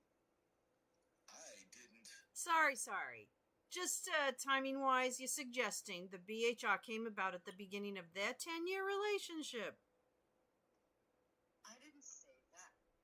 It's when they were permitted to invest in the company, when they could put that 20% so that they could get a 20% equity, did not occur until this meeting between Vice President Biden and Jonathan Lee after he took Air Force Two to conduct this business. If you're saying, is a handshake the meeting, is that what you're saying or referring to? Yes, sir. All right. I could say for the record, and I will probably say this 1,000 times, my father had absolutely no knowledge of, no involvement in, had no, in any way was awareness of my business relationship with Jonathan Lee. And I could also say this, is that I did not have an equity stake in BHR until my father left office in 2017 to begin with.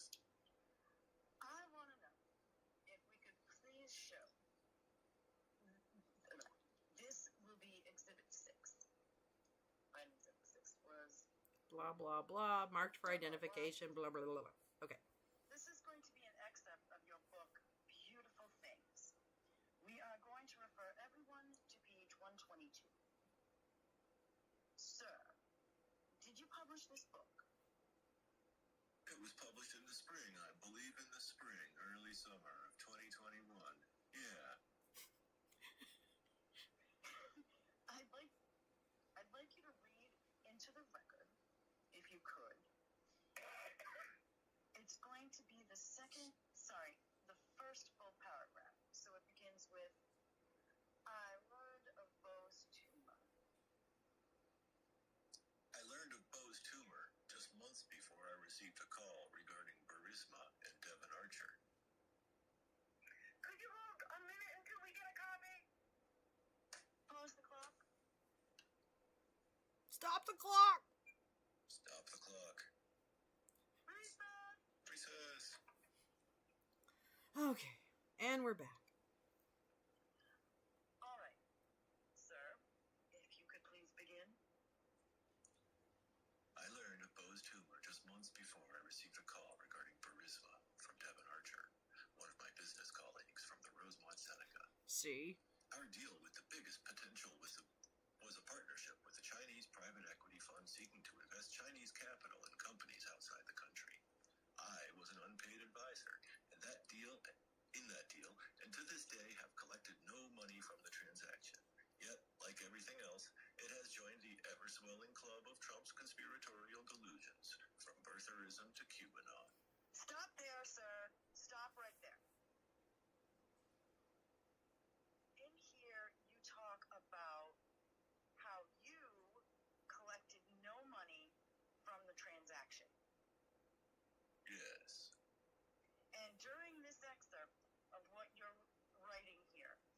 you're discussing this meeting with Jonathan Lee and your father and providing an explanation.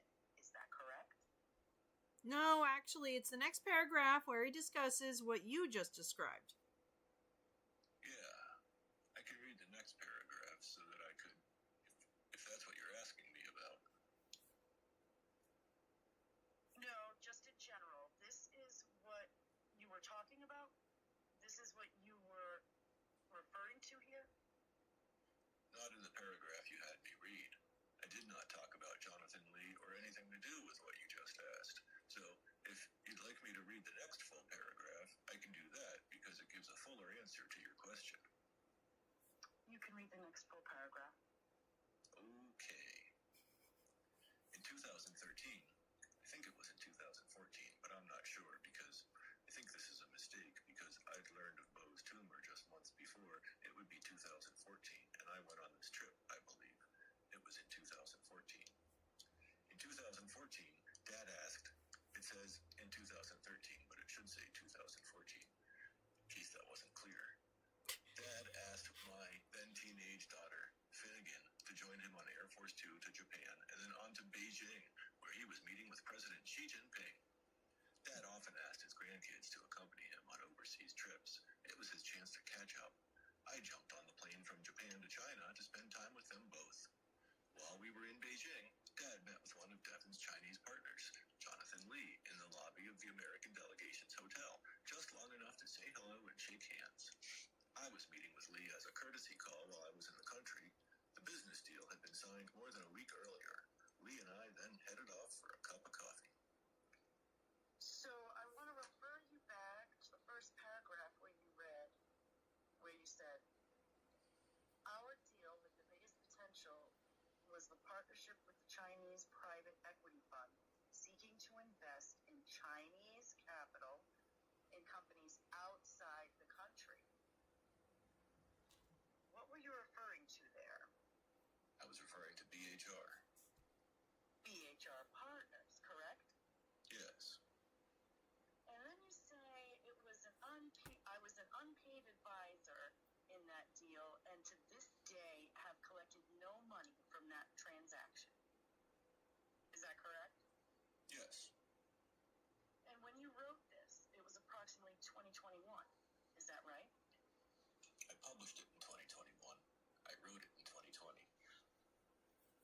What you don't say in here is that you did get money from Jonathan Lee, didn't you? I believe ultimately, no, I did not get money from Jonathan Lee. I'd now like to show you bank records.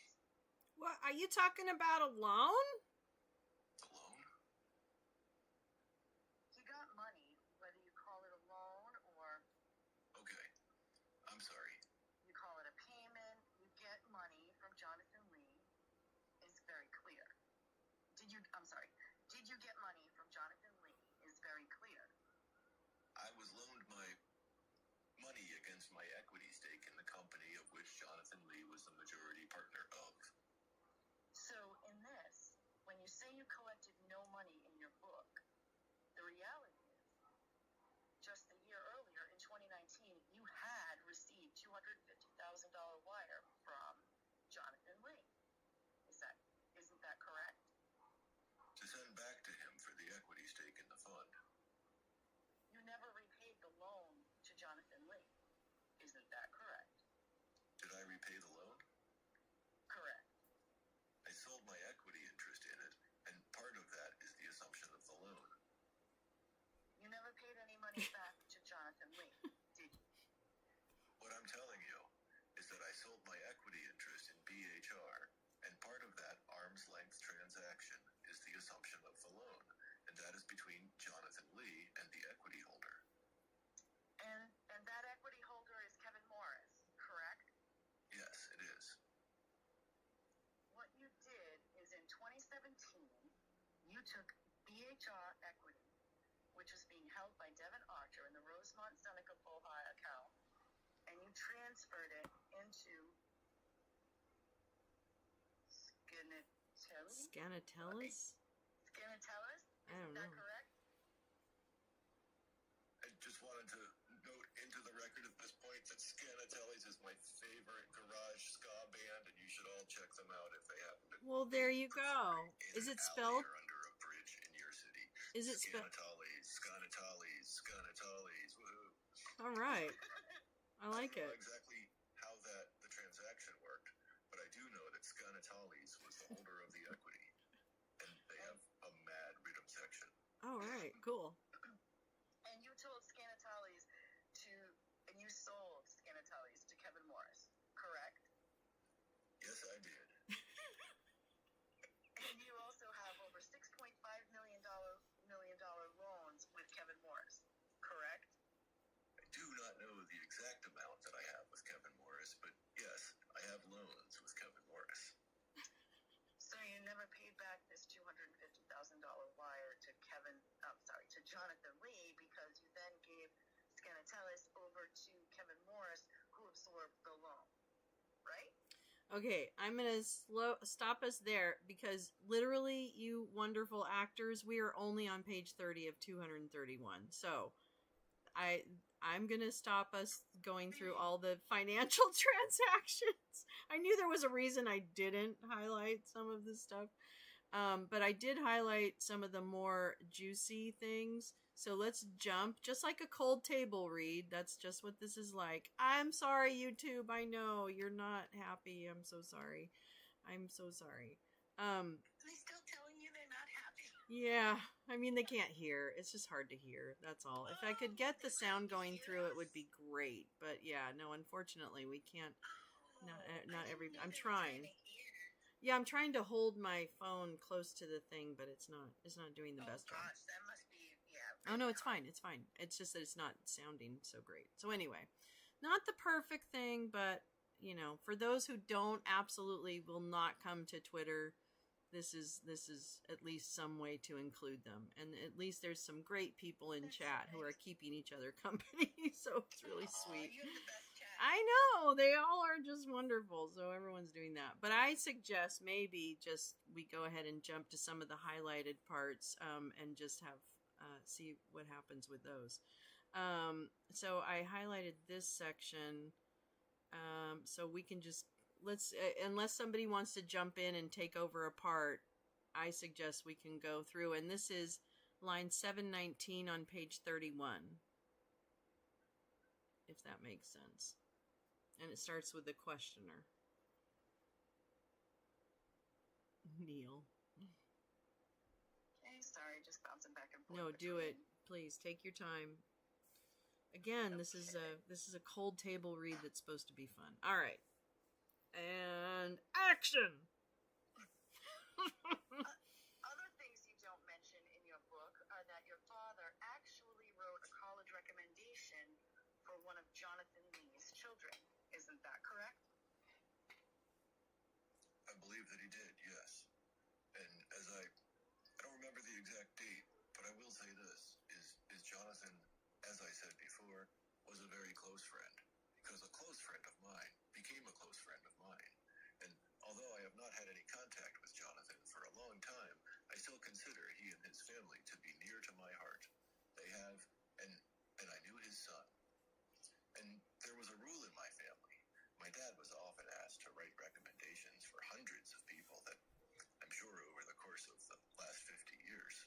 But the rule is that if you were going to ask, they had to be close friends. You had to know them well. And I knew both Jonathan and I knew his son, who was applying to universities here in the United States. Devin Archer also testified that you placed your father on speak. May I ask a question? Not of me, sir. Oh, I'm sorry. Okay. You're the witness. I apologize. I just wanted a clarification about something, but go ahead. I apologize. You can go ahead, Pepper. Okay. Yep. Devin Archer testified that you also placed your father on speakerphone during a meeting with Jonathan Lee. Do you recall that? No, I don't recall it. Is there a specific time? I was with Jonathan Lee for a number of times over the course of 10 years, and as I've said, well, go ahead.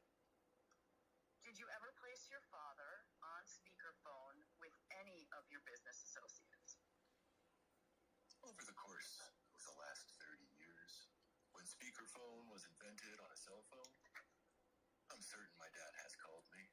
dad calls me, like I'm sure a lot of your parents do, or a lot of you do with your children, and if I'm with people that are friends of mine, I'll have them say hi. By placing him on speakerphone. I don't know whether it's speakerphone. Devin, I think. What did he testify? That over the course of our 10-year relationship, I was maybe 10 or 20 times that he could remember? He can't recall the specific times that I put my dad on speakerphone when I was at a dinner or a social event. So that means over the course of 10 years, twice a year, my dad would call me, and I would be in the middle of a dinner, and I would always answer his call. I always answer his call based upon my life's experience. And you're telling me, so 2 times a year over the course of 10 years, maybe more, or 15 years with Devin Archer? Yes, that probably did happen. And why would you place your dad on speakerphone? And the reason I ask is that if my dad were to call me right now. I'm surprised my dad hasn't called me right now. And if he did, I would put him on speakerphone to say hi to you and to Congressman Raskin. Hi, Jamie. And everybody else in the room. It is nothing nefarious, literally. You understand my relationship with my family. When my dad was 29 years old, he woke up one day, went to work, and got a phone call and lost his wife and his daughter. And in that same accident, he also lost almost my brother and myself. And then, when I was 46 years old, my 47-year-old brother died. And in our family, when you have a call from, I call him, or he calls me, or I call one of his grandkids or one of my children, you always pick up the phone. It's something that we always do. And you can ask anybody that I know. It does not have to do with Devin. If my dad calls me and I'm in the middle of something, I either get up from the table or I answer the phone at the table if it's with people that I have a long-term relationship with. Brilliant. All right, here we go. Down to line 786 on page 33 for the questioner. What we see here is a bank statement for Rosemont Seneca Bohai. In the account statement on April 22nd of 2014, there's a payment that a wire that comes into the Rosemont Seneca Bohai account for $142,300.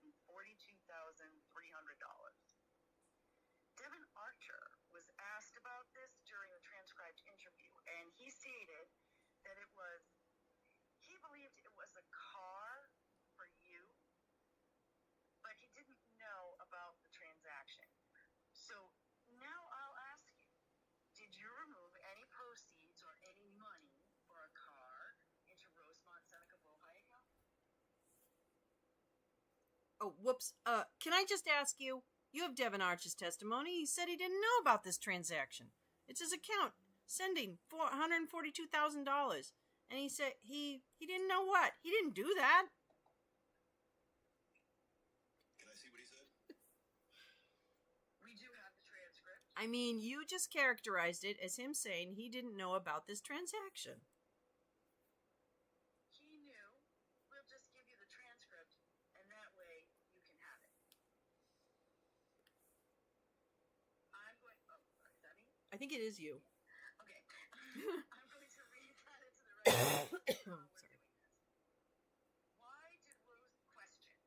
Why did Rosemont Seneca Bohai receive this $142,000 payment from Rakashev? Answer. It was for a car. Question. Whose car? Answer. Also, let me clarify. I didn't like to do the actual banking, so who did? Answer. Sebastian Montazi. Question. And Sebastian. Answer. So, I wouldn't have sent these wires or received these wires or... Sorry. This pink is terrible. I know, the pink is terrible. I'm really sorry. I wish I could change it now. Are you looking at it online? I can't change it. Oh, damn. Should never have picked it. Try highlighting it. Press go for, and we would have some rubber stamp, and do it. Hunter interfaced with him, but I know this was for a car. Question.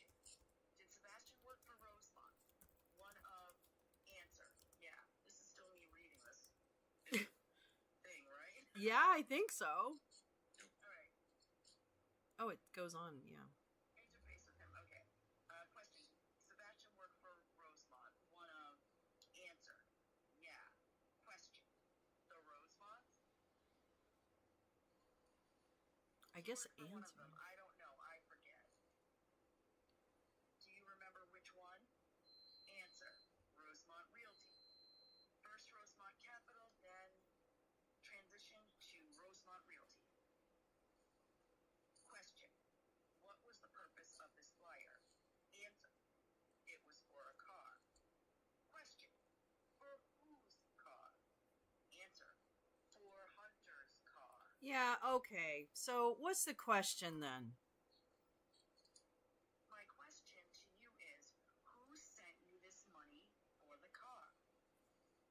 Devin Archer sent the money for the car from this account, so The buyer is being received into Rosemont Seneca Boha.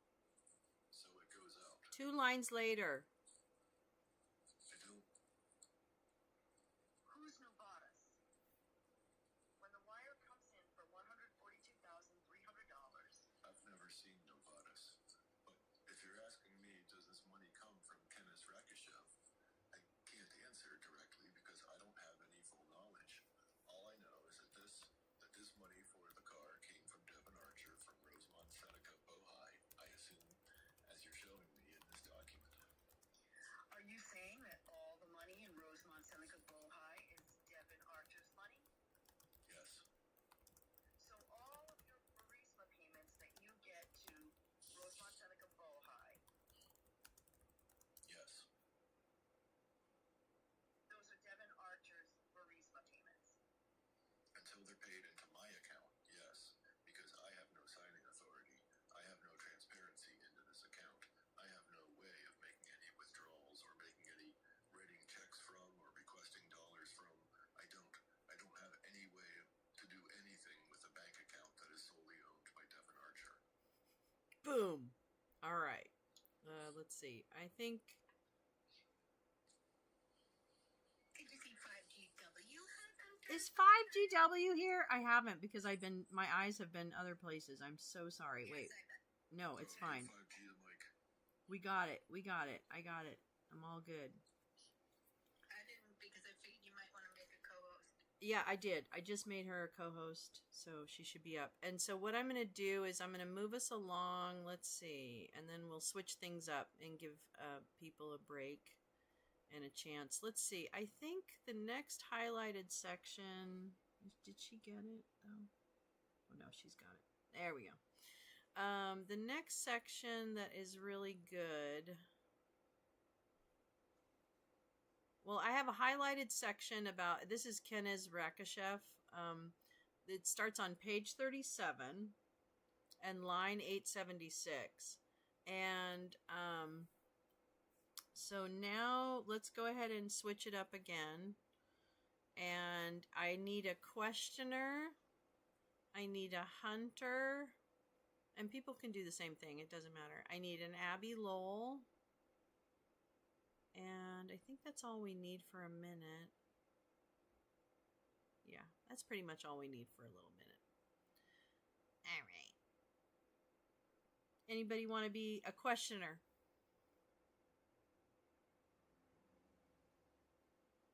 Anybody want... What? Oh, if Sangfreud's...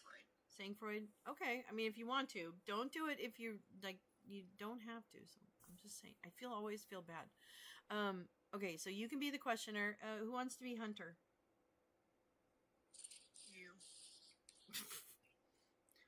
I mean, I can be Hunter. It's fine. It's no problem. But I don't want to take any opportunity away. And then I think we'll go from there for now. Oh, I need an Abby Lowell. J Rance? Is 5G? Oh, wait, 5G. Are you? Well, I just want her to get settled. I wasn't sure if she wanted to get settled. Okay, yeah. If she doesn't want to jump in and be Abby, I'll be Abby. Okay, let's do this little section. I'm telling you right now, there's some Matt Gates that's in her future. Okay, so yeah, there's no, the good stuff's there's some good stuff coming. All right. Okay, so Sangfroid, you're the questioner. I am the hunter. And J-Rance, you are the Abby. All right, and action. Give me the line you want. Oh, sorry, 876. Did you ever introduce Kenneth Rakashev to your father? Did you ever introduce Kenneth Rakashev to your father? Kenneth Rakashev met my father, I believe, once at a dinner that I had for the World Food Program. Have you heard of it? Dinner is at Cafe Milano. Yes, it Who else is. was at that dinner? I don't have the guest list in front of me, but I believe to begin with it was Father Carlotsus and his wife Xanthi. I believe Michael Carlotsus was always there, was also there. I don't know what I'm saying. The CEO of the US UN World Food Program, Rick Leach, was there. I can't remember which dinner there was also at. What about Yelena Baturina? I don't know whether she was at this dinner or not. But have you ever introduced your father to Yelena Baturina? I don't think I've ever introduced him to her. I think she was also at a dinner over the course of the time in which Devon was engaged with Yelena Baturina. And what about her husband, the mayor of Moscow? I've met him. I don't know. I don't have any memory of my father meeting him, but I don't know. And was it Karim Masimov also at one of these dinners? Why, yes, he was. And did... Can I just be clear when you say one of these dinners? Do you want to identify which dinner? Because I think the guest list is different at various dinners. Can you provide us with the guest lists at the different dinners when you're... We don't have a written list, if that's what you mean. We thought by subpoenas I'm not going to provide him with any list. that you did. We can just say that there were several dinners at Cafe Milano, correct? I wouldn't say that there were several dinners. 2? You mean there were 2? Were there 2 dinners at Cafe Milano, correct? Well, I had many dinners at Cafe Milano. The 2 that you may be talking about too, but I've eaten at Cafe Milano dozens and dozens of times when I lived in Washington, D.C. There are 2 dinners where your father goes to different dinners and at the respective dinners. And I'm not saying that they're all at the same time, but Yelena Baturina and the mayor of Moscow is at one of the dinners. Karim Masimov is at one of the dinners. Kenneth Rakashev is at one of the dinners. Is that correct? I believe so. And I don't know who was at which dinner exactly when, but if you put it in front of me, I could decipher it for you. But I will say this. I've had dozens of dinners at Cafe Milano for many, many different reasons. Whether it just was to be with my family, or whether it was to be with friends, or whether it was to be with friends and associates, or whether it was to do, for instance, a dinner that was to a presentation for the US UN World Food Program. And in one of the occasions, that you're speaking about, the entire purpose of the dinner was to present, and there was a big screen at the end of the room. I got up and I made a presentation. Rick Leach got up and he made a presentation about the World Food Program. Father Alex Carlutsos, who I've known since I was 2 years old and is one of my family's closest friends. Xanthi, his wife, Michael, his son, about 8 or 10 other people, including people from the US UN World Food Program were there. And my father stopped by to say hello. And he sat next to Father Alex, as far as I can remember, and that was basically it. And I would do that all the time as it related to the US UN World Food Program. Was Vadim Pozarski also at one of these dinners? I don't remember which dinner he was at, and I did not remember for a long time. But I do believe that Vadim was at one of these dinners, yes. Now I want to turn to...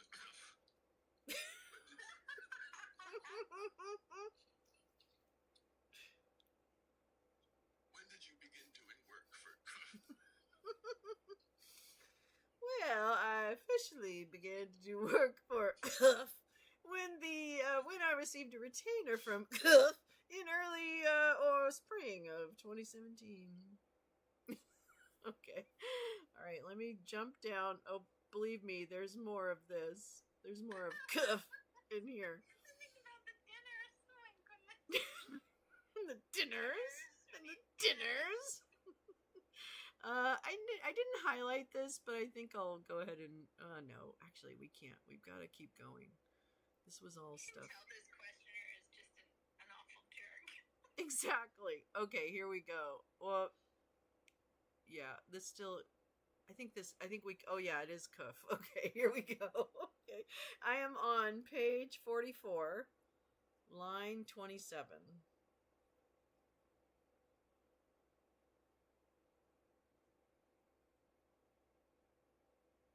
And the. That's your line. Sorry, I have no idea which. Oh, I'm so sorry. Your little thing. Give me the words. The words are, when did you first meet Ye Jianming? I think it's, oh, you're looking at it different. It's different. Okay. I think my copy is about 4 pages ahead of yours. Oh, really? Oh. And each page has the lines enumerated separately. Oh. Well, mine is, it is line 28, or 27 rather, on that page. So it's near the top of the page. Mine only have 25 pages, 25 lines per page. When did you first meet? I first met Ye Jianming in, I believe, February of 2017 at a meeting in Miami, Florida.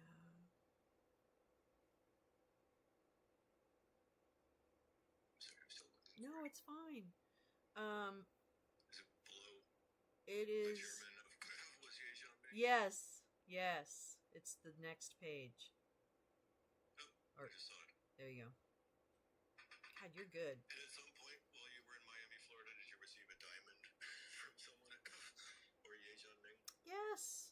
And as I'm sure as you all travel, and particularly as it relates to business culture in China, I can say that when I first received the diamond, I thought it was an extravagant gift, but at the same time, I know that James, Rob, and myself, who were the attendees of that meeting, not Tony Bobolinsky, by the way, gave Mr. Yi a Magnum bottle, I think, of, I don't know, scotch, but 1967 Macallan that ultimately was worth far more than the diamond that he gave to us.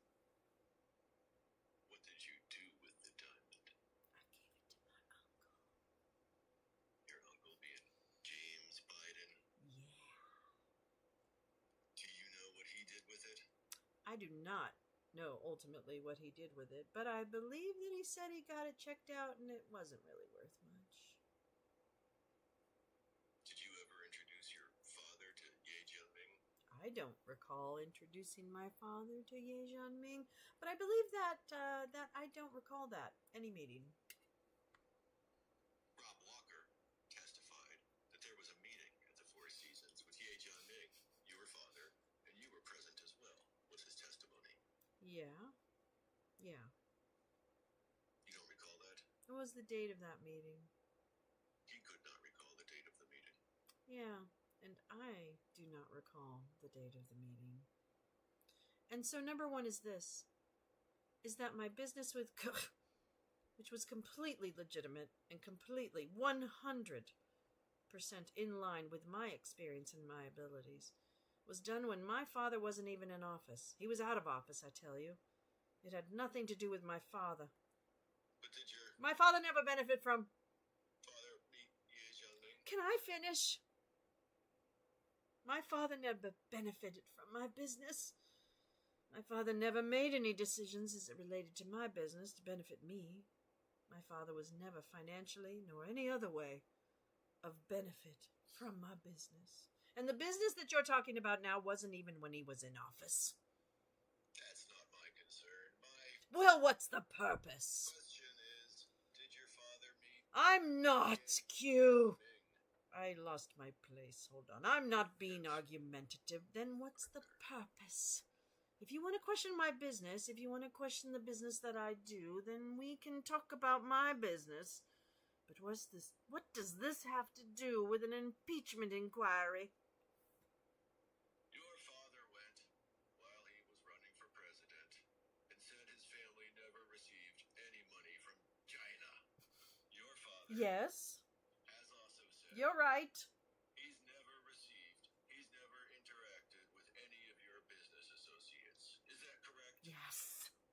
But if you introduced him to Ye Jianming, that would be untrue. No, it is not untrue. I'm telling you this. The question being asked that you're stating is that my father and I said that I never received any money from China. The government of China. Unlike Jared Kushner, I've never received money from a foreign government. He didn't say government of China, by the way. He said China. From China. Well, did you receive money from China or not? I received money from a Chinese company. How many millions have you received from Chinese companies? I don't know the exact amount, but I know that it was all completely legal. It was incredibly ethical. And I do know this, is that my father never received any money or any benefit from any of the businesses that I've ever done. Let's talk about who did get the benefit. Dun, dun, dun. Okay, I'm going to stop you there, and we'll go on, because he goes on and on and on. That was incredible. That was incredible. All right, this one is pretty good. He goes with Robinson Walker. I did kind of jump into it. I just liked the way it kind of all went crosstalk. Let's try it. Why not? Hey, 5G. How are you doing?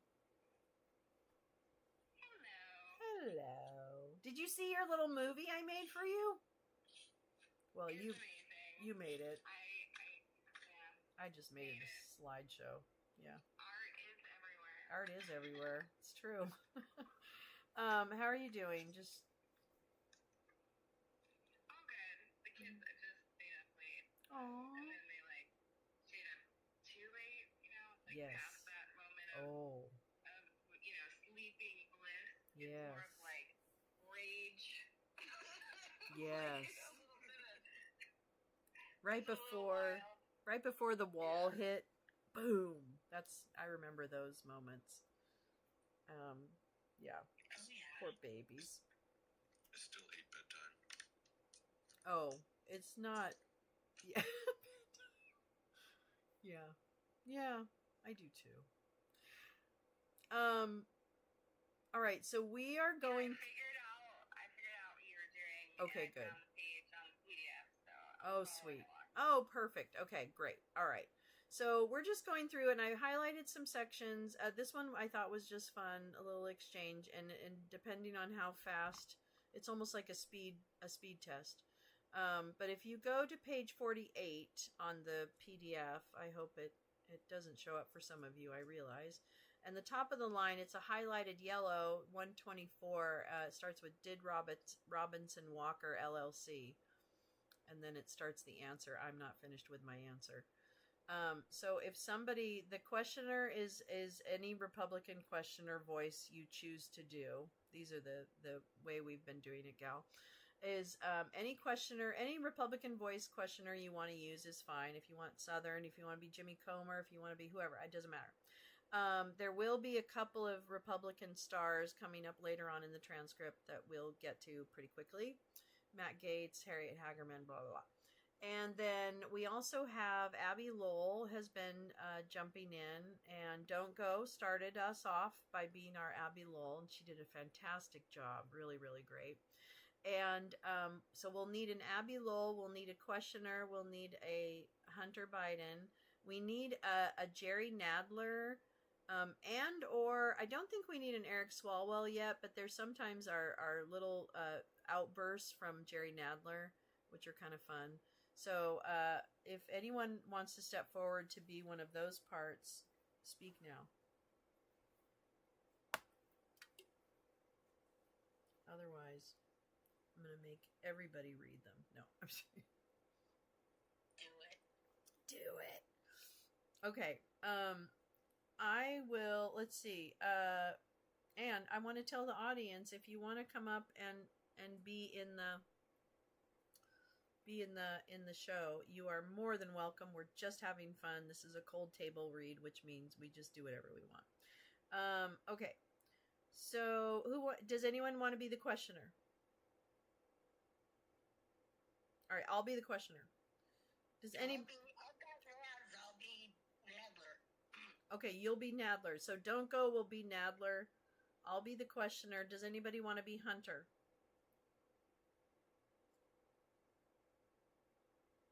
I can be Hunter too. Believe me, I'm not gonna make you guys do anything. All right, I'll be the questioner and Hunter, and you'll just see my incredible range. It'll be amazing. Oh no, it's not. Have you seen what happens in my head? Yeah, actually you have. Okay. The parts that get out. It's just little. It's just a little section. Oh wait, J2. J2. I could do the questioner. You do a great Hunter. All right, I'll do Hunter. I mean, I'll do Hunter, but I'll just be doing the same thing. But yeah, okay, you have fun with the questioner. Back and forth. Oh, okay. I'm sorry. No, I can do the back and. I mean, I can. Yeah. All right, I'll do the back and forth for this one, and then J2, you take over as questioner after we get through this little weird section. How about that? All right, sweet. Okay, here we go. All right, here we go. Method acting. Here we go. I know I can do this. I have multiple voices in my head. This should not be a stretch. Okay. Did Robinson Walker LLC? I'm not finished with my answer. You're filibustering right now. Wait, what? Oh, wait. Hey, it didn't give me the cue. All right, here we go. Start again. Sorry. Back to 1. Did Robinson Walker LLC? I'm not finished with my answer. You're filibustering right now. I'm not filibustering. Robinson Walker LLC receive? I'm totally answering your question. Did Robinson Walker... Sorry. Nadler. It's your turn. Hi, holy fuck. Did Robinson Walker?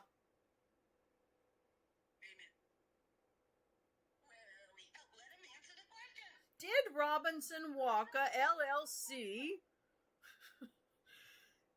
say that I'm not experienced, that I don't understand, but I'm trying to answer fully.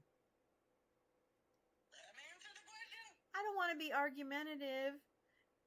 Oh, someone needs to be the court reporter. Excuse me. Just one at a time, please. I have a very pointed question. Sorry. A very pointed question. I apologize. All right, that's it. That's all I'm going to try. Drive you crazy. Okay, let's see. How far does this go? Because this one goes kind of far. Okay, so now we're back to a pretty good clip here. All right. Okay, so J2, are you ready to be questioner? Don't Go. You're still Nadler. Do we have anyone that would like to be Hunter Biden? Neil, the transcript is in my Twitter, but it's also on screen. You're looking at it. Sorry, was there a Hunter in the house? Anyone? Okay. Oh no, I'll be Hunter. No, that has nothing to do with it. It's all about exhaustion. But you have done a lot, so I'll read Hunter this time because there's some good stuff coming up, and I want to get to it because it's like really fun. It's better with Harriet Hagerman. Actually, maybe we should just go to that. Hold on, let me just go. See, was it 52? Okay, that's true. Oh, this one's pretty good. Oh, this one's good. Okay, this is a good section. All right, so we're going to start on page, it says page 52 at the top of it, and it is line 220, so it's near the bottom of that page.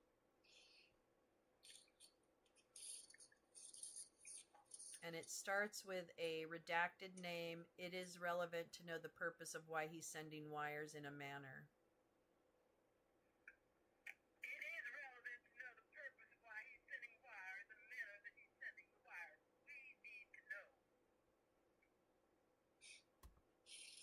And then I think, Jay, are you going to be Abby Lowell? Did we? Sure, if you want me to. I think if you would. Yeah, sorry. And he just answered your question, which had nothing to do with being concerned about anybody. Which makes no sense, because each wire costs money. So you wouldn't send 15 separate wires. He's saying, I want to send 2 wires. He ends up sending over 15 wires. Each one costs $25. He or Mr. Walker? Mr. Walker, not me. That's your business partner. So you ripped off your business partner? No, I'm not saying that I didn't double up. Oh, I need a Swalwell. Oh, come on now. Come on. I mean, are you kidding me? Come on. Look, douchebag, I appreciate the job that you have. I truly do. I appreciate the job that you all have. But I'm telling you, is that if you can show me where any money that I have ever had went to my father, other than, for instance, the repayment of $1,300 for a loan for a truck, okay? Yeah, come on. And this is what I'm saying. You want to talk my divorce? I was not hiding money. I can absolutely 100% state for the record that I was in no way was I trying to hide any funds from my wife, and we have a massive settlement divorce that would prove that. All right. Okay, so that, and then, no, that's dumb. No. Okay, that's not that good. There's some, let's go down to the,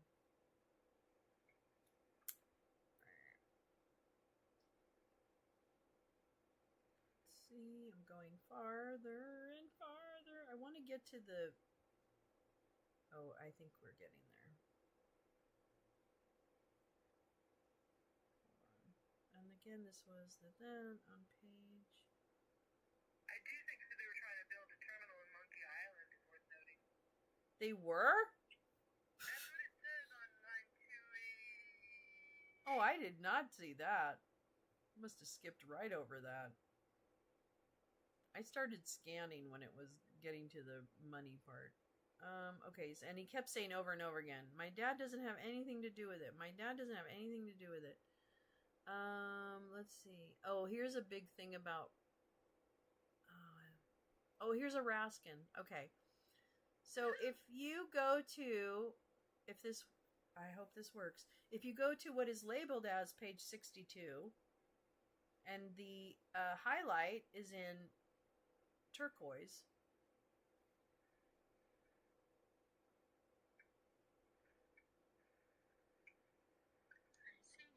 Okay, great. And these redacted names, I believe, are a bunch of questioners from the Republican side. They might be staff members, but sometimes I think that some of them are Congress people, but it's hard to tell because most of the Congress people have their names on their thing. But I think these are mostly like questioners arguing back and forth. So I'll start. Mr. Biden, just a handful of additional questions. The first one along those lines. In the prior... Can we stop for a second? Sure. The deposition rules state that there's only one questioner, one staff questioner per round. So I understand this is a joint deposition. Right. Of the Committee of the Oversight and the Committee of the Judiciary, each of which have their own individual rules. Right. And so it was our understanding that as the Oversight rules state, the one questioner, so the Oversight Committee has one questioner, and the Judiciary rules state one questioner, and so that's what we prepared for. Had you alerted us ahead of time... Well, it's the deposition regulation which contemplates joint... You didn't... Joint investigative... Well, can you just show us the part in the regulations that specifies that? Sure. Oh, is that you? Sure. Or is that you? I don't know. Because my understanding was that of also. Yeah, it's... At the end of the day, may I just ask, does it really matter? Well... Don't know that we've actually followed that regulation in the prior depositions. No, we just should do our best to follow the rules. We also... I'll put this on record that we are concerned that there's been content discussed by the members to reporters, content of the deposition, and that is a violation of rules. Sorry, how is that relevant to the discussion about who can ask questions? Well, we just want Can we return to... alert all members, like, what the rules are. And if we're going to break the rules, then Republicans might want to go break them too. Motherfucker, do you want to show us the language that you prefer to? Yes, thank you. Abby, do you care to ask some questions? I do not. Hold on. We do not care whether not one, two, or six people ask the questions, as long as it forwards the purpose of this deposition. I don't know. Whose rules are they? It's a house rule. Oh, House rule. say it again? Okay, excuse me. You've got one final Raskin. Do it. Motherfucker, with your permission, can we proceed as we understood it? Perfect. All right. Let's move down. Sorry, I keep saying that I love it, motherfucker. It's the beginning blacked out word, so hey. Oh, here we go. Now, this is Jamie talking, and this is a beautiful speech by Jamie Raskin. So, it's in yellow, and it's on page 69. Oh, damn it. Okay. And it is for you, my friend, Jay, since you are you're a Jamie Raskin fan. So it is line 649, and I think you might be able to see it. Okay, great. All right. And you go. And action. You've been very honest about your struggle with addiction. It's been made public, perhaps more so than any person I can remember in our time. And we have heard from at least one or two other witnesses that they feel as if some of the political focus on you is an attempt to drive you into a relapse. And I want to know how you respond to that, whether you agree with people who are saying that. And I hope that this process will be conducted, at least from here on in a way that is respectful and is dignified. But in any event, I hope that this is not a process that has driven you outside of your recovery.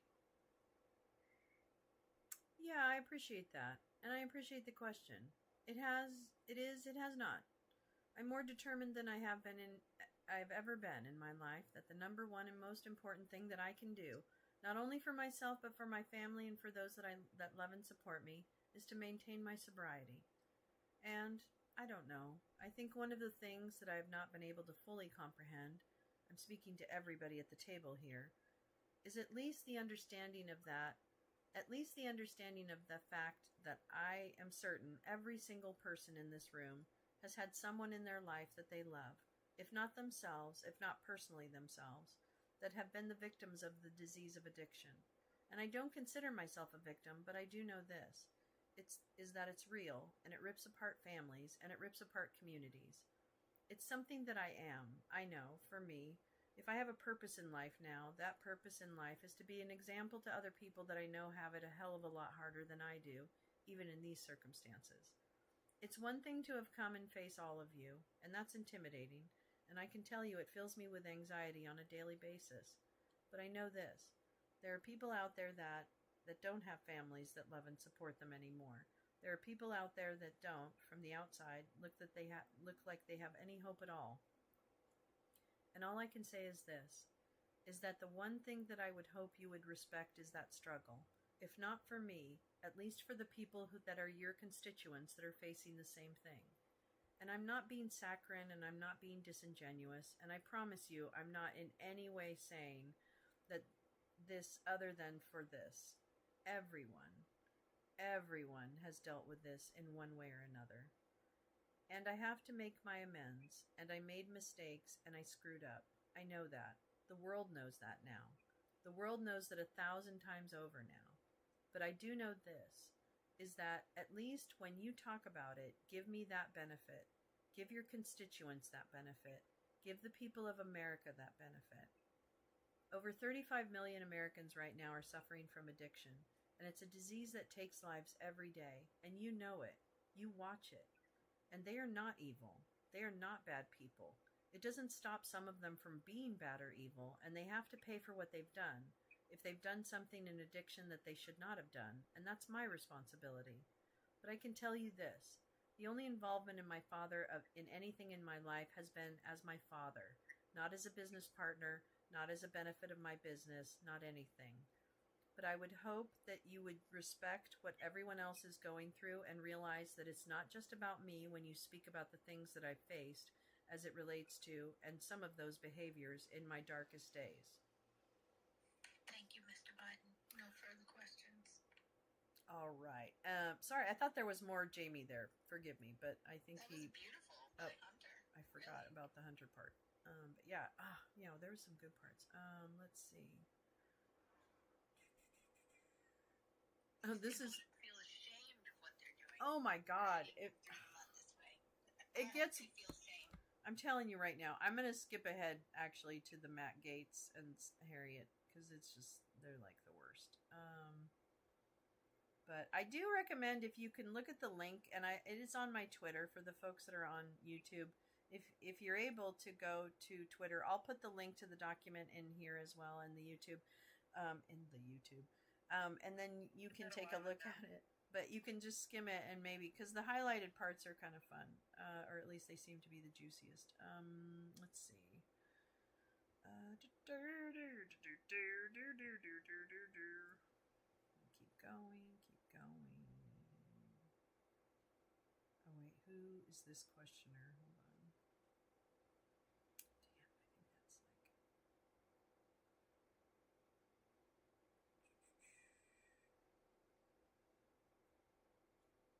Mr. Kent, no.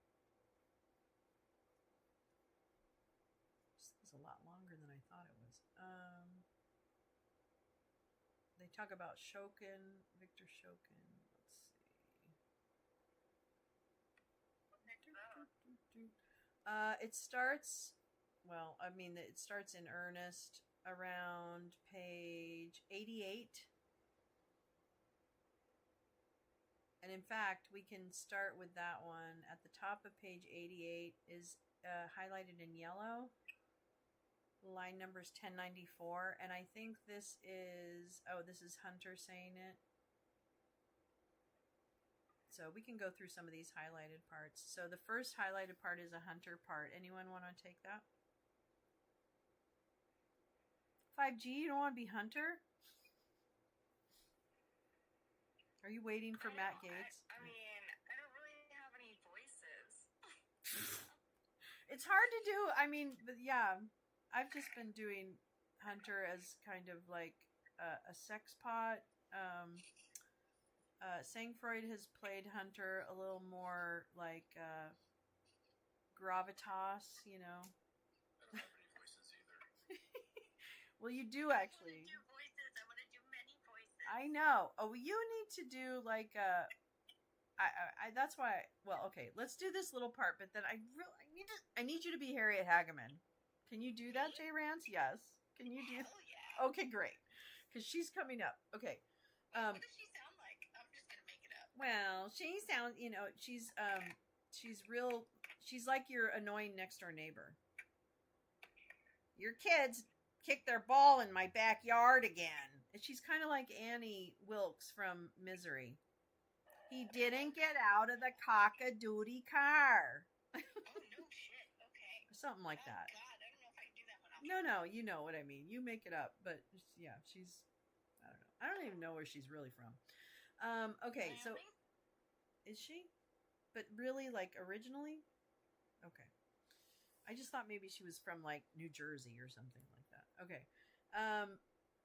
I want to I'll read this part because it really is just more about the Shokin part and the Smirnoff.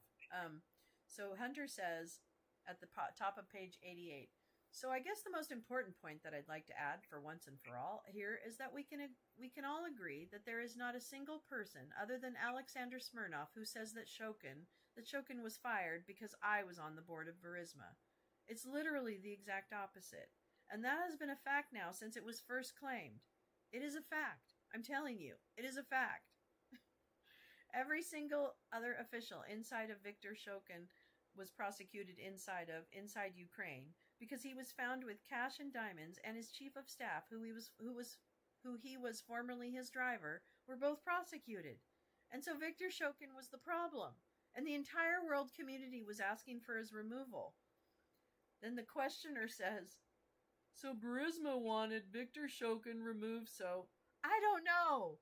I never involved me in any of that. I didn't have any discussions whatsoever about Victor Shokin. It was on my radar at the time. I had no involvement. But the one thing to make absolutely clear is that I never spoke to my dad about it. Never had any discussions with him about it. Because the only thing that would be of value here would be for Victor Shokin to stay in place, not the opposite.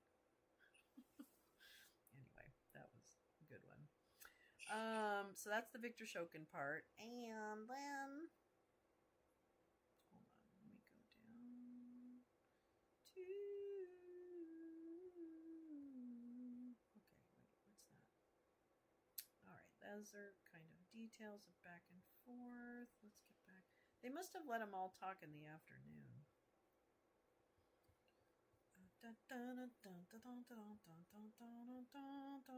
Gazelle, exactly. Oh, this is a good part. Okay, so this goes back to the coup. Alright. We're going to start on page, this is worth it, 104. And, oh, actually, wait, no, I'm so sorry. 103? No. Okay, yeah, 103. And it starts at 1471. And it's a questioner. This is a funny part. I like this. Okay, so I need a questioner, and I need a hunter, and I think, oh, I need an Nadler, and I need a Lol. I need 4. I need a questioner, a hunter, a Nadler, and a Lol. I'm tapping out for a minute. Okay. All right. So don't goes Nadler. Anyone? Okay? Do you want to take hunter? Sure. All right. And does anyone want to be the questioner? You do it. All right. I'll do the questioner. And then who wants to be Abby Lowell? I can do him and Nadler. Oh, of course you can, because that's the professional that you are. All right. Awesome. So just as a reminder, we're on page 103 at the top, 1471. It's in yellow. And I will lead us in. And I think I talk for a long time. I don't know. Maybe not. So the text. According to the IRS... Wait, I think I want to do a southern... And so the text. According to the IRS, the federal investigators say, Z, please have the director call me the moment James or Tony or Jim... What? Have him call me tonight. I'm sitting here with my father, and we would like to understand why the commitment made has not been fulfilled. I'm very concerned that the chairman has either changed his mind or broken our deal without telling me that he's unaware of the promises and the assurance that have been made or have not been kept. And assurances that have been made have not been kept. Tell the director I would like to resolve this now before it gets out of hand. And now means tonight. And Z, if I get a call or text from anyone involved in this other than you, Zhang, or the chairman, I will make certain that between the man sitting next to me and every person he knows, and my ability to forever hold a grudge, that you will regret not following my direction. All too often people make mistakes. Sorry. All too often people make mistakes, mistake kindness for weakness, and all too often I'm standing over the top of them saying, I warned you. From this moment until whenever he reaches me, it's 9:45 a.m. here, and I assume 9:45 p.m. there, so his night is running out. Zhao responds, copy. I will call you on WhatsApp. You respond, okay, my friend, I'm sitting here waiting for the call with my father. I sure hope whatever it is you are doing is very, very, very important. Then Zhao says, hi, Hunter. Is it a good time to call now? Hi, Hunter. Director did not answer my call, but he got the message you just mentioned. Yeah, Do you have any recollection of sending these? No, but I've seen this, and Is there a question? Yes. Does he have a recollection of sending the messages? I do not, but I do know this. I have now seen it, which it's been presented. I would say two things about this message. Can you speak up? I would say two things about this message. Thank you. The first thing is this. Is that the Zhao, and this is, Jesus. I know. This is sent to is not the Zhao that was connected to Okay. and which I think is the best indication of how out of my mind I was at this moment in time. Again, my addiction is not an excuse, but I can tell you this. I am more embarrassed of this text message, if it actually did come from me, than any text message I've ever sent. The fact of the matter is that there's no other text message that you have in which I say anything remotely to this, and I was out of my mind. I can also tell you this. My father was not sitting next to me. My father had no awareness. My father had no awareness of the business that I was doing. My father never benefited from any of the business that I was doing. And so, I take full responsibility for being an absolute ass and idiot when I sent this message, if I did send this message. Okay. When you say it wasn't Zhao from who? Would you speak up? Which Zhao are you referring to if it wasn't from They speak slower. The number that I believe it was sent to was Henry Zhao. Zhao is a very common, it's not a surname in China. I mean, obviously, very common surname. And I, like an idiot, directed it towards Henry Zhao, who had no involvement, who had no understanding, or even remotely knew what the hell I was even goddamn talking about. Excuse my language. boom. And so I think this is funny. So then he says, the Zhao that calls me is not related to the message that I sent. I speak to him the next day. They're two completely different sets of messages. One goes a number because I made the goddamn, excuse my language again, because I made like an idiot. I don't even know part of what he says. So he is claiming that the conversation was to another Zhao, a Raymond Zhao versus Henry Zhao. But I just thought that whole Zhao thing, the fact that they completely had the wrong person was hilarious. So, and scene. That was good. Let's see. This is really about him. Oh no, I'm not. This part, the next part that's all highlighted is about the definition of the word meeting and whether or not shaking someone's hand is meeting them and having a meeting. Okay, so they go through that for a very long time, and it is pretty exhausting. Okay, so, oh, here we go, Mr. Gates. Here we go. Let's see. I lost track. What page are you at? I will. Let me just make sure this is the page that I didn't miss any thing with Matt Gates. Matt Gates. Oh no, it's not. Okay, here we go. I just don't want to miss it. Okay. Well, that's not true. It's the same time. Oh, here we go. This little section. All right, so I am on page 109. And it really starts right at the top. And it's the questioner and Hunter and Lowell. And it's really, we can go through the whole page. So we pretty much need. So it starts on line 1621, which is the top of the page. Yeah, well, yeah. Oh, actually, no, this, it starts, so sorry. It starts the page before that. 108, but go down to the end. Huh? Before that, I'm 107. I know, but I wasn't going to go through the whole thing. Because that stuff is not as interesting. But if you start on, if you trust me, then start on page 108 on line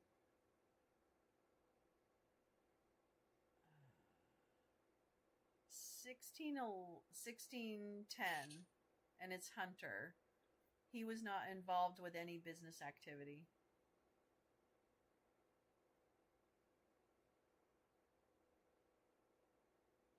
Okay. On page 108. Got it. Am I still Hunter? If you want to be. He was not involved with any business activity. Would you call it involvement if my dad was in New York City at the same time I was in New York City and I was having lunch with some of my business associates and I said, hey Dad, come by for lunch? Who wouldn't do that? Are you saying that you wouldn't do that with your father if he was in town at the same time? Oh, well, I don't think that. You were? No, I'm being really serious. Would you not allow him to come to lunch with you and Mr. Jordan if you were discussing things as related to impeachment because your dad was a prosecutor? Yeah, well, yeah. Would you do that? I don't understand it. My dad was a biophysicist, Oh, your dad's a physicist.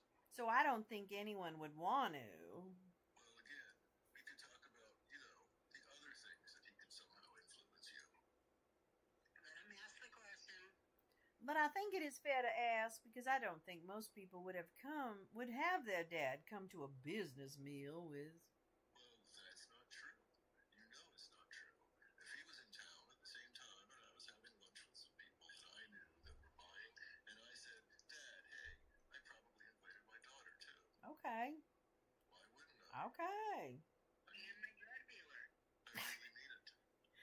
I never did that in my whole life. My father. You never invited your father to lunch. Hang on. Come on, Abby. Oh, All right. Now you can stop. I'm sorry. Now let's go. I'm gonna find Matt Gaetz. I thought that was a funny exchange. Like, you don't have lunch with your father? Okay, here we go. Oh, here we go. Okay, it's actually the next page. I think this. Isn't Audrey Taylor Green in here? She is. She's not. There's not very much of her though. But this next section is where Matt starts. Oh, wait a minute. Hold on. Let's see. Matt starts. Oh, it's the clock stopping. Wait, that's not really Matt. Okay, hold on. Let me get to a good juicy part. Oh, here we go. Nice line, though. It is a great one. Okay, so Alone in the middle of everything, Mr. Gates, the clock has stopped. yes, and that's page 109, right? Or something, or 10, no, 111. Okay. 112 for me. Okay, great. Yeah, I see what you're saying. Yeah, it's 111 for the PDF, some PDF people, and 112. No. So it's 111 at the top, 1673. That's right. Oh, if you're right. Mr. Gates, the clock has stopped. Okay, so do we have we need a Mr. Gates, a Hunter, a Lowell, a Raskin. So it's pretty, this one's like little lines. That's all. Owen Comer. I'll go ahead and keep doing the questioner and Comer when it says Comer. Unless someone else wants to make that. I'll do Jordan. There's not a lot of Jordan. Why don't you do Comer? Where it says Chairman Comer. Can you see that? No, there's just not a lot. You can do Jordan too, but I just don't see, there's not a lot of Jordan. Believe it or not. You can do Jordan, Gates, and Comer. Yeah. But you gotta do them in different voices.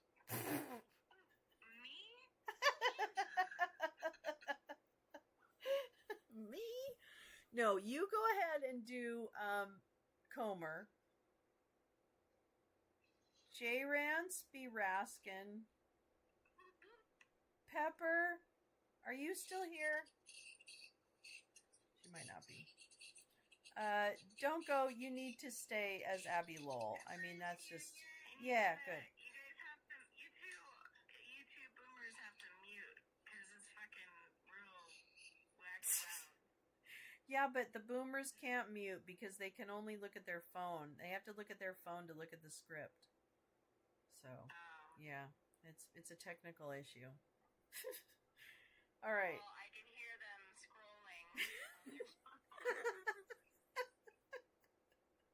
Turn your volume down. starts to fall apart and the actors walk off the set. So this is a me problem.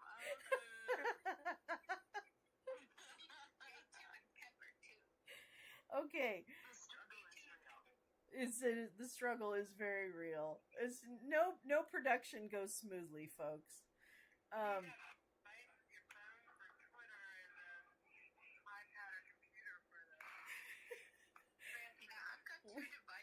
Yeah,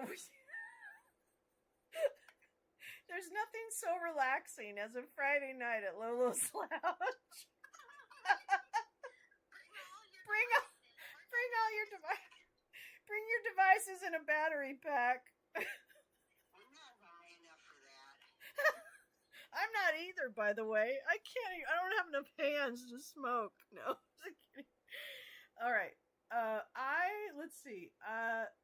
I would like, okay, GW, 5G, you're going to be Matt Gaetz, and if there's a Jim Jordan, damn it, you're it. So you can do whatever the fuck you want. Let's see. Does anybody want to be the witness, aka Hunter? I think I just got sneak attacked assigned 3 people again. No, you got 2. You got 2. And I'm telling you right now, I'm gonna hold a gun to my head because I do not remember a Jordan in here. So I'm telling you right now, I'm serious. There's probably not. I don't know. You didn't say much. Who's Pepper? Pepper, are you gonna be Hunter? Okay. Is that okay? And it's also the witness. You know, that's what those are his lines too. Those are his lines, you know, in this script. Okay, so if we're good, if everybody's on their mark, okay, we're gonna begin. And I think, we're on page 111. Okay. And Mr. Gaetz is up first, and then The clock has stopped. and then it's Jay. Are you the questioner? No, you're Raskin. Okay, I'll be the questioner. I think, yeah. Okay, go ahead. I'm sorry, 5G. Begin again. The clock had stopped. Anyway. No, the clock has stopped. Has not stopped. Do you guys have any... Oh, wait. Oh, sorry. No, thank you, director. Line!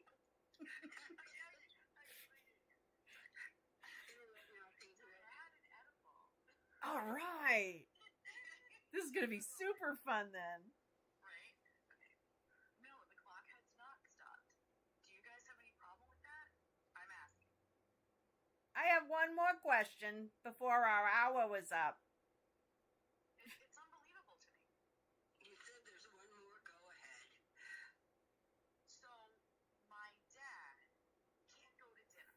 We're running out of time. Before we go to the third one, I'm giving you exhibit number 16. I'm sorry. What did you say? We do have a problem with that. I'd love to hear the answer to that. When we'll deal with... Oh, sorry. Go ahead. Oh, no. You go ahead. No, you be him.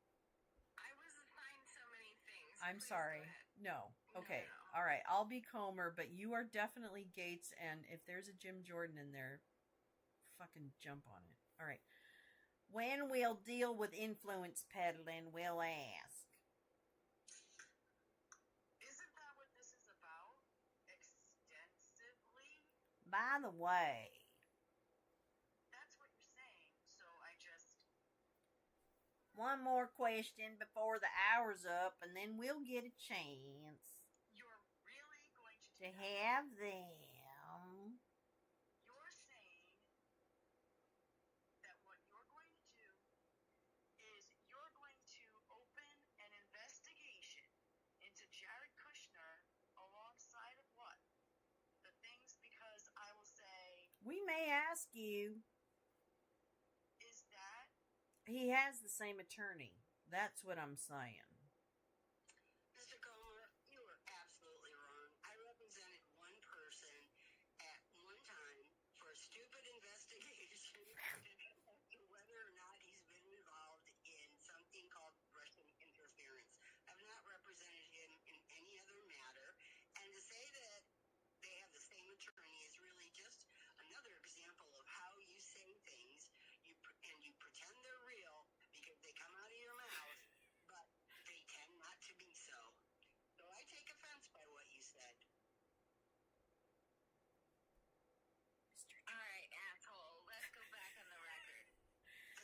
So I've just marked Exhibit 16. Did we stop the clock for a reason? We got 4 minutes left. So, I mean, his is at 57, hers is at 56, and we're stopping, and yours is stopped. Let's keep going, please. Go ahead. No, actually, his time was an hour. But regardless, I'll stay if you've got more than an hour. Let's finish the exhibit, please. And scene. Well done. Oh, whoops. Sorry. There isn't scene. Keep going. Well, good. That's you, Lolo. Oh, sorry. Exhibit 16 is a subject, expectations. It's from James Gilliard to Tony Bobolinsky, Rob Walker, and yourself. Have you seen this email before? I have. I've seen it. I think, as we all have, 8,642,300 times. Okay, and you'd expected we'd ask you about it here today, correct? Of course I did, yeah. Okay. Yeah? At the bottom, so I'll skip reading the whole email if I may. And at the bottom it says, at the moment there's provisional agreement that the equity will be distributed as follows. 20 to H, which presumably is yourself. Is that correct? Yes. 20 RW, and that's Rob Walker, correct? Yes. Yeah, 20 James Gilliard, is that correct? Yes. 20 TB, is that Tony Bobolinsky? Yes. 10 Jim, is that your uncle? Yes. And then 10 held by H, which would be you, for the big guy, which presumably is your dad, correct? Question mark, correct? Question mark. Question mark. Not only question mark, but all I know is this, is that, number one, there's only one agreement that includes Tony Bobolinsky. That is executed. That is signed by me. There's only one message that I had as it relates to any involvement that I had with Tony Bobolinsky, James Gillard, my uncle, and Rob Walker. And it did not involve my dad. There's an executed agreement in which I got 20%. Jim got 20%, Rob got 20%, Tony got 20%, and James Gillard got 20%. Nothing to do with Joe Biden. And the only agreement that was drafted before that had 50-50, and I was 150, I was 50, and Mr. Ye was the other 50. And the only company that ever existed that had any involvement with Mr. Ye was that was ever an actual operating company was the company Hudson West 3, in which I owned 50% and Mr. Ye owned 50%. So this idea that because James Gillard goes out and he says to Tony, you guys have seen the communication of Tony. You have the communication of Tony. I told Tony literally weeks after I met him that he was out of his mind, that he was going around trying to promote the idea that my dad was somehow going to be involved in this. And that's why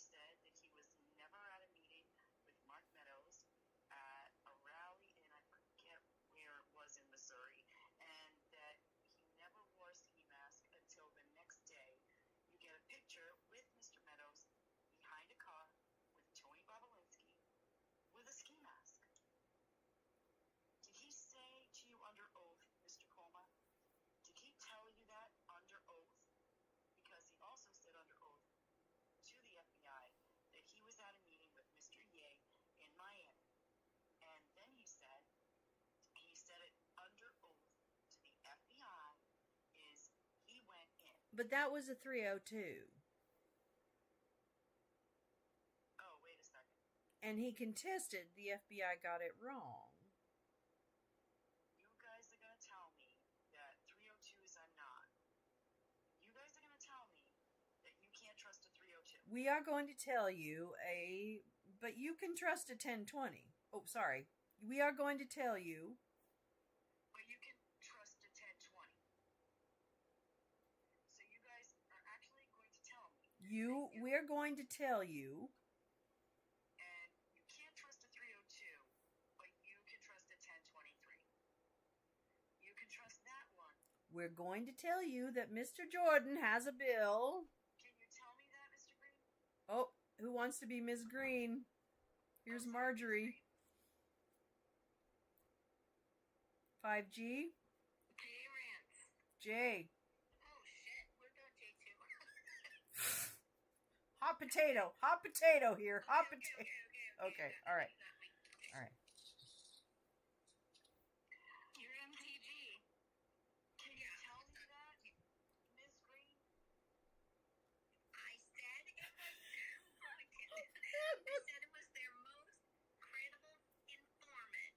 So truly not be able to believe that. So, should I not believe the credible FBI? Should I not? So, you're saying the FBI are liars? I thought you were. I didn't think you. Alexander Smirnov, who has Russian contacts, is not a liar? Before we go off the record, I want one last question. No, let's stay on the record for this discussion. Well, Let's talk about it. So you're telling me, Ms. Green, you don't trust the FBI note taker, 6 of them. 6 of them. Are you a businessman or are you involved in government, Mr. Biden? Here's what I am. I'm both an attorney, a businessman, and a concerned citizen, Ms. Green. That's what I am. Just an average citizen. so just... Mr. Jordan. One final question. One final question, because our round is up. I know everyone's disappointed by that. But the reference to the big guy, you would agree is a reference to your father. I truly don't know what the hell James was talking about. All I know is that what actually happened. Boom. All I know. Oh, go ahead. No, keep going, keep going. Finish the thought. All I know is that what was executed in the agreement, and the agreement didn't have anything to do with my father. My father's never been involved with my business. He's never benefited from my business, and he's never taken an action to benefit me or any of my business. Boom. Brilliant. I thought that was fun. The thing about this is what's so fascinating, and I do actually recommend people read it, even though the Hunter Biden storyline is the huge distraction bullshit. I actually do recommend that you read this because it actually does explain, it explains what happened. I mean, it really does. And it makes sense. Now, does there need to be corporate reform and CEO pay and all that? Yeah, sure. But that's okay. Let's have that conversation. But it really is a great explanation of what. So I do recommend it. Okay, so now we're getting to Harriet Hageman. So on page 117 of the thing, there's a section that starts, let's see. Yeah. There's a section that starts, nothing to do with my dad, zero. Yeah, he's still talking to Marjorie Taylor Greene. Yeah. And then, let's see. But then she comes back. Hageman comes back, I think. Oh, wait, does she?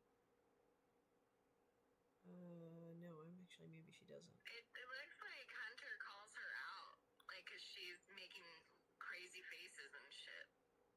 He does, yeah. Later or now? No, in this one. So on page 117, in that he says nothing to do with my dad, and Hunter says, "You're shaking your head, and I apologize for it because not you, behind you, Congresswoman, is that you keep shaking your head, but you explain to me how I'm wrong. Explain to me. I would really love for you to explain." And then Harriet Hageman says, and she talks later on too, I think, "This is the deposition of you, not of me." And Hunter says, "No, but you keep shaking your head. I'm not. I'm truly. No, Congresswoman." Um, and then they go off the record. And Abby Lowell shuts him down. Okay, let's see. Here we go. There's some more CEFC. And then they go into Tony Bobolinsky. And basically, he also really proves in this that Bobolinsky is a complete idiot. And was just sad that he wasn't cut in on any deal, and or that he was cut out of the one deal that he was going to be part of. And then also that he was constantly talking to Hunter about getting his dad, using his dad's name. So it really is, Tony Bobolinsky was really a motherfucker, which I knew he was when he was interviewed in 2020. So let me see if I can get to this Matt Gaetz exchange. And there's a Dan Goldman exchange on page 128, which was a very small exchange. And really, the Dan Goldman and Raskin and others were questioning him and just kind of going through very perfunctory type of stuff mostly. So I didn't tend to highlight as many of those sections, so you know, because I was trying to keep it to the juicy parts. Let's see. That's pretty boring stuff.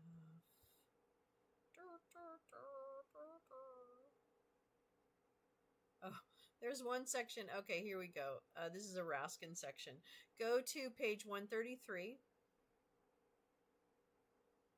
And if you go down, the whole page is yellow, but if you go down to line 220, or actually a little above it, maybe 218, the questioner says, "Was it your practice?" And this is this I believe is Jamie Raskin questioning, or maybe it's just the questioner for the Democrats questioning Hunter. And he says, "Was it your practice to refer to your father as my chairman?" And Hunter says, "I don't know that I've ever referred to my father as my chairman." Question. So it's fair to say that the suggestion that my chairman here somehow refers to Joe Biden is just completely baseless. Answer. Yes, it's laughable. And then Raskin jumps in and says, "Just on the question of nicknames, I've not seen your father referred to as the big guy anywhere else in this record. Was that his nickname in your family, the big guy?" "No." "Did you ever call him the big guy?" "No, I never called him that." Okay, and I think, and then he says, hands it over to Swalwell. Let me see. Oh, here we go. Here's a little exchange between Raskin, below that, Raskin, Goldman, and Hunter.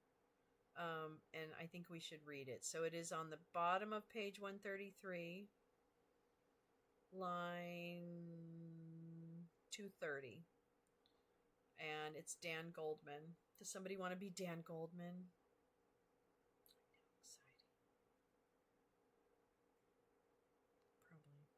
Okay, I'll be Dan Goldman. Actually, I'll just read. I'll read for you guys. I'm going to read you to sleep now. Dan Goldman says, "Just one last thing on this text message. It says at the beginning, quote, 'In light of the fact we are at an impasse of sorts.' Is that a reference to the evolving disagreement that you had with Mr. Bobolinsky about the division of shares?" Answer, yes. As well as your concerns of working with him? Exactly. And what is the date of this? We don't have a date on it.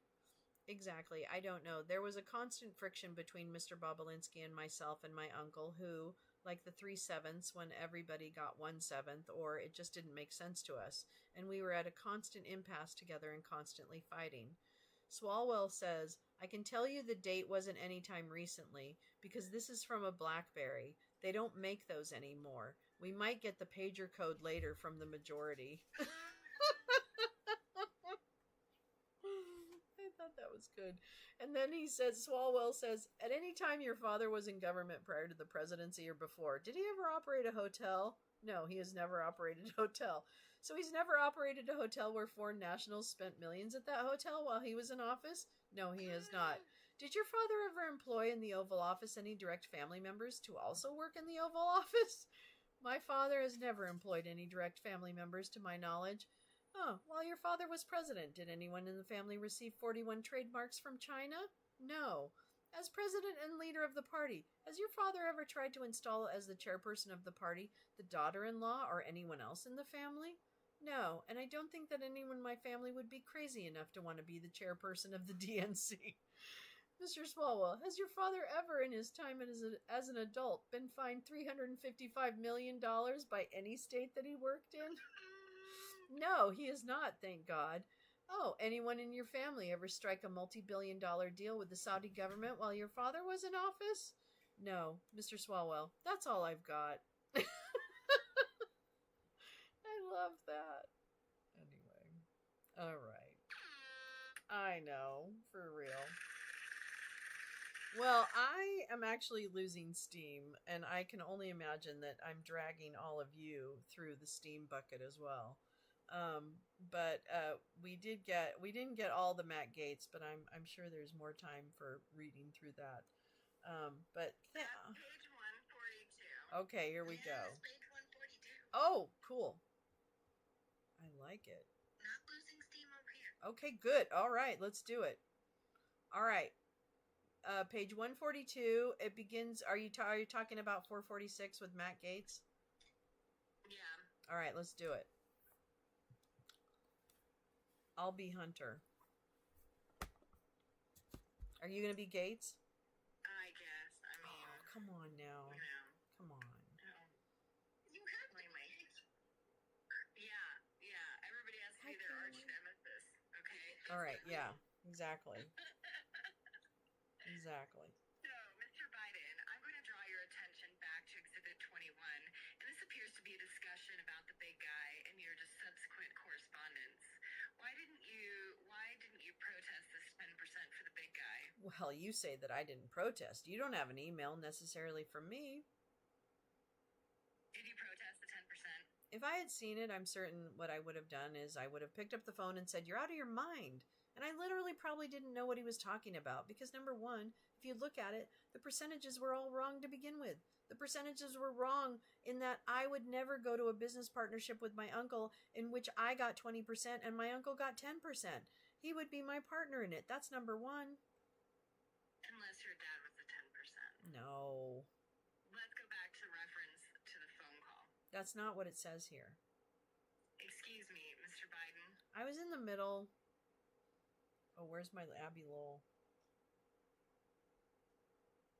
Abby Lowell might have gone to bed. You asked him a question. Oh, yeah. Do you want to know the answer or do you want to make a speech?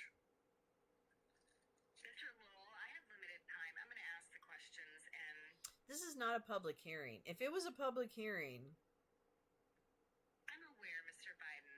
My next question to you is whether or not you placed any phone call or engaged in any effort to protest 10% for the big guy. I don't know. And just as I don't remember ever seeing this until it became a part of every story that has been promoted about this. I don't remember if I picked up the phone or what I said, but I know that I would absolutely have objected to it if I saw it, which is evidenced by the fact that my father was never an equity holder in any business in which I was involved with Tony Bobolinsky. Yeah, I guess the question is whether or not you received that information and protested in the same way other than in writing if you didn't protest it or if you don't remember. Am I to understand your testimony correctly that you don't remember whether or not you protested this concept of an agreement to give 10% to your father? Again, I can't answer that question other than to say is that if I had read it and understood it to be my father, I would have protested. However... Well, how often do you reply to emails that you don't read? At that time, I think I replied to a lot of emails that I don't fully read. And you have all my emails. You have every email that I've ever written and ones I've never wrote. So I can tell you that as many times you miss something. You don't see it But regardless of anything, I can tell you this, my father was never an equity holder in any business that I was ever in. Whatever was proposed here never occurred. What was proposed here occurred during 2017 when my father was neither in office nor a candidate for office. So please explain to me. I'm sorry that I didn't live up to the standards that you've created about my responses to emails, but it didn't happen. So obviously I objected. Well, it seems odd that someone is articulating a family member of yours or getting a part of a deal. You now, in the context of this impeachment inquiry, have all these protests about that, but you can't recall whether or not those ever materialized. Mr. Gates. In 2019. Is that a question or a statement? Really? I mean it. Is that a question? We'll move on. In 2019, did you drop your laptop off at a repair shop? Not that I remember, no. Did you have a laptop in 2019? I've had many laptops. Did you typically keep a separate laptop for work and personal, or was it usually one laptop you operated with? I don't know. I don't think there was a distinction between necessarily work and personal. Okay, do you recall ever having dropped off a laptop at the repair shop? Yes, and answered that, Mr. Keith. No, Mr. Lowell. I asked if he recalled that in 2019. Now I'm asking if he ever recalls it. I'll point out that, as I said, that there are litigation about this issue, and I'll give you some leeway, but one of the things I discussed with staff is that we weren't going to get into the claims and litigation by the people that are both suing Mr. Biden and vice versa. But ask your next question. Mr. Lowell, I'll tell you what. If I ask a question that you believe you've negotiated the scope of, just indicate such. Well, it depends where you go next. Did you ever drop off a laptop at a repair shop? I dropped a laptop off at the Apple repair shop that was literally 3 blocks from my office in Washington, D.C. If I was ever going to repair one, I would have walked up the street and dropped it there. Did you ever drop off a laptop in Delaware? The Apple store in Georgetown. Yeah, my question is about Delaware. Did you ever drop off a laptop in Delaware? The largest Apple store in America is the highest grossing and largest Apple store in America is at the Christiana Mall. If I was going to drop off a laptop, I don't even remember doing that, but if I was going to drop off a laptop, I would have gone to the Apple store, which was 7 minutes from my parents' home there. Do you ever recall leaving a laptop at a repair shop? I do not. On your laptop, do you have any sort of login credential?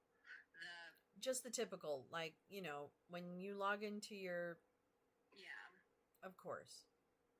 Did you have a two-factor authentication? I don't know. Did anyone else have access to your laptop? Legally or illegally? I'm just asking the question in the broadest term, Mr. Lowell. I don't know if... Oh, sorry. I stepped on your line.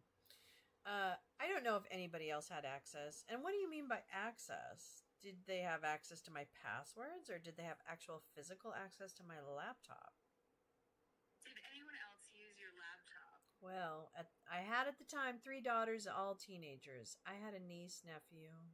Did they use your laptop? I'm certain at some point. Did they have separate logins, or did they know your login? They would have had separate logins, I believe. I don't remember. You've seen coverage of this laptop that purports to be yours and was dropped off in Delaware, right? Yes, I've seen coverage. In any of that coverage, have you seen any correspondence or other material that you know to be fabricated or false? Yeah, I do. What? And I can tell you, in particular, there's a fabricated conversation between me and a supposed Secret Service agent in a hotel room in Los Angeles. That Secret Service agent has sworn an affidavit and attempted to sue the Daily Mail and the New York Post after the fact that he's never met me. He's never had any conversation with me, and he never had any involvement with me. And we never had any association whatsoever. And he swears. Other than that conversation, are there any others that you can recall? Yeah, there are many others. I can't go through them all right now. But yes, there are many different things in there that are either fabricated, hacked, stolen, or manipulated 100%. Just list them for me. I got to list you all of the... We'll refer you to the litigation in Delaware where that can be found, including Mr. Costello and Mr. Giuliani's statements that that's exactly what they did. Yes, and all of those things that you have are in those documents. Is Burisma a corrupt company? I don't believe that Burisma is a corrupt company. So you take exception with, oh my gosh, Jeffrey don't take exception with Mr. Ambassador Pyatt's criticisms of Burisma at the time. I think that there was an enormous amount of pressure that Burisma and Ukrainians were under, and Ambassador Pyatt was doing his job as in criticizing Ambassador or the prosecutor Shokin for not going after people that were perceived to have been involved in corruption in Ukraine. And the people associated with Burisma got into legal trouble. That doesn't flavor your view of them as a corrupt company? Who is that? I'm asking you. Who were the people that you're talking about that got into legal trouble? Name Anyone. one. Can you name one who got in trouble, please? You asked the question. Who were you referring to? Who? Zlochevsky! Zlochevsky's never been indicted. He's never been prosecuted. He actually was... Actually investigated. Yeah, I didn't say prosecuted or indicted. What was the question? Investigated, like those people were investigated. Yeah, and there was no prosecution was ever brought against them. How many stones were given to you by the Chinese? As I recall, one. What value did you bring to Burisma? I would love to, again, read you the entirety of my resume. No, that's the things you did before Burisma. I mean, when you were working at Burisma. Well, that's the value I brought to Burisma, the things that I did before, my experience, the vast experience that I had. I was on over 13 different boards. I was the chairman of the board of the largest humanitarian organization that supports the largest humanitarian organization in the world. I was the vice chairman of the board of the largest national passenger rail system. Mr. Biden, I don't need you to go back through your resume. You just asked.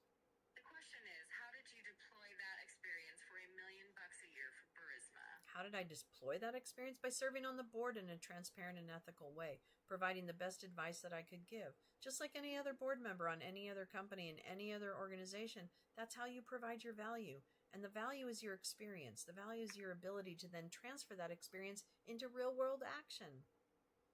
But you didn't have any experience as an energy executive, did you? Well, I would like you to understand what a board is. If you look at any board, most boards don't pick board members that are necessarily members of the particular industry in which they're in. What they do is pull from different areas in which there's a need. They didn't need anyone to tell them how to drill natural gas. What they needed was someone to be able to help them with oversight and accountability and to do corporate governance. What they needed was someone like Alan Apter, who was not an energy executive, but a lawyer in working at... Well, what need did you fill? I'm not finished.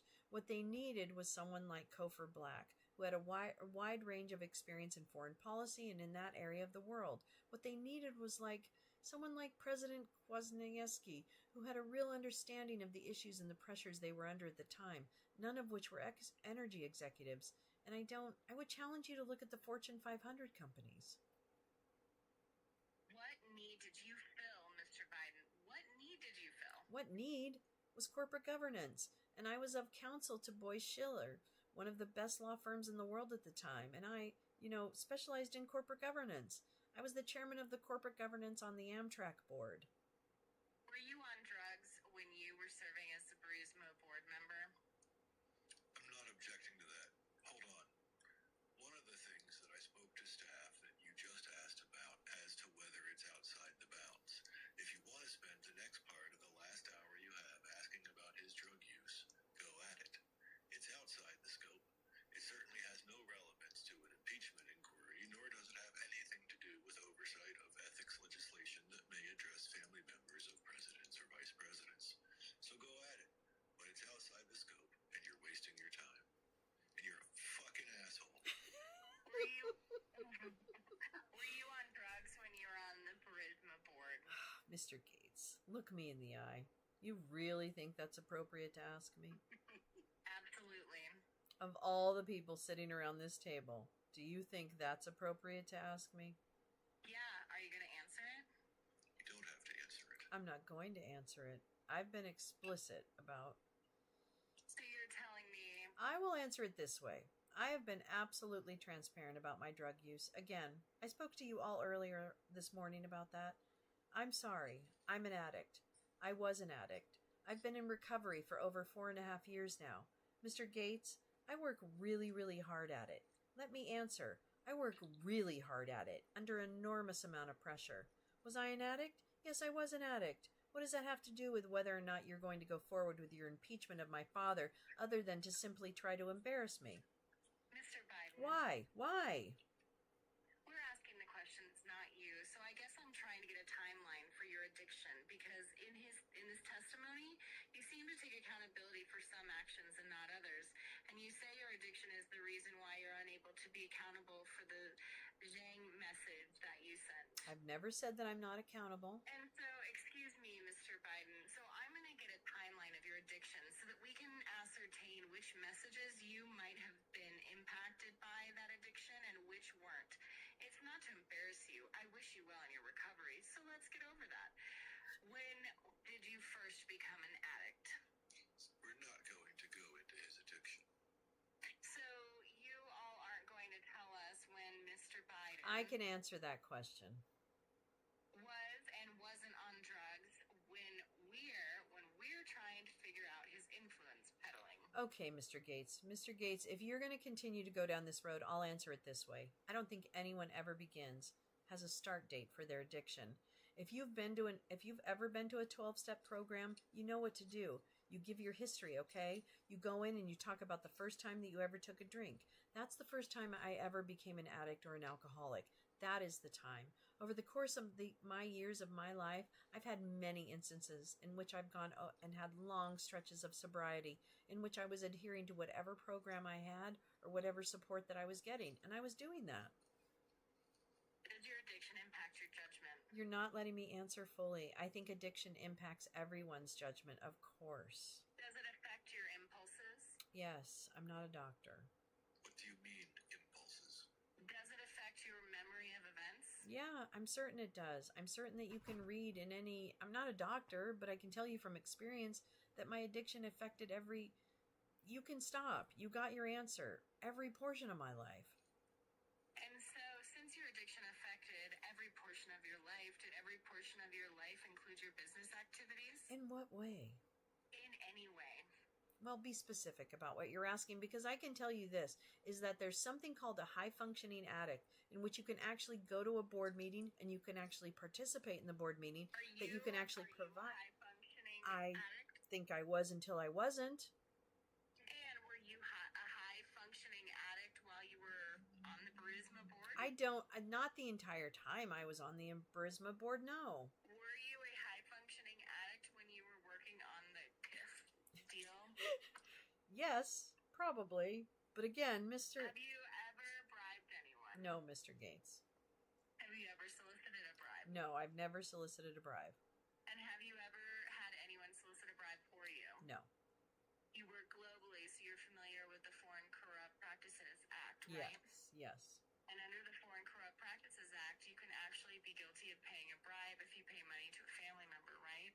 Excuse me. Are you now going to indulge in a discussion of what the Foreign Corrupt Practices Act does? I'm going to ask questions.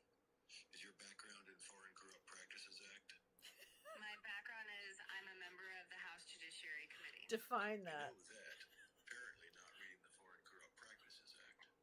Look, are you familiar with how family members' payments can function as bribes, yes or no? Oh, I'm generally aware of the Foreign Corrupt Practices Act. Are you two done? I have no specific knowledge of the actual statute. If you'd like to put the statute in front of me, we can read it, and then we can both give you. That's a great idea. Do we have that? Can you call up the Foreign Corrupt Practices Act so we can do this for real? How many LLCs do you manage?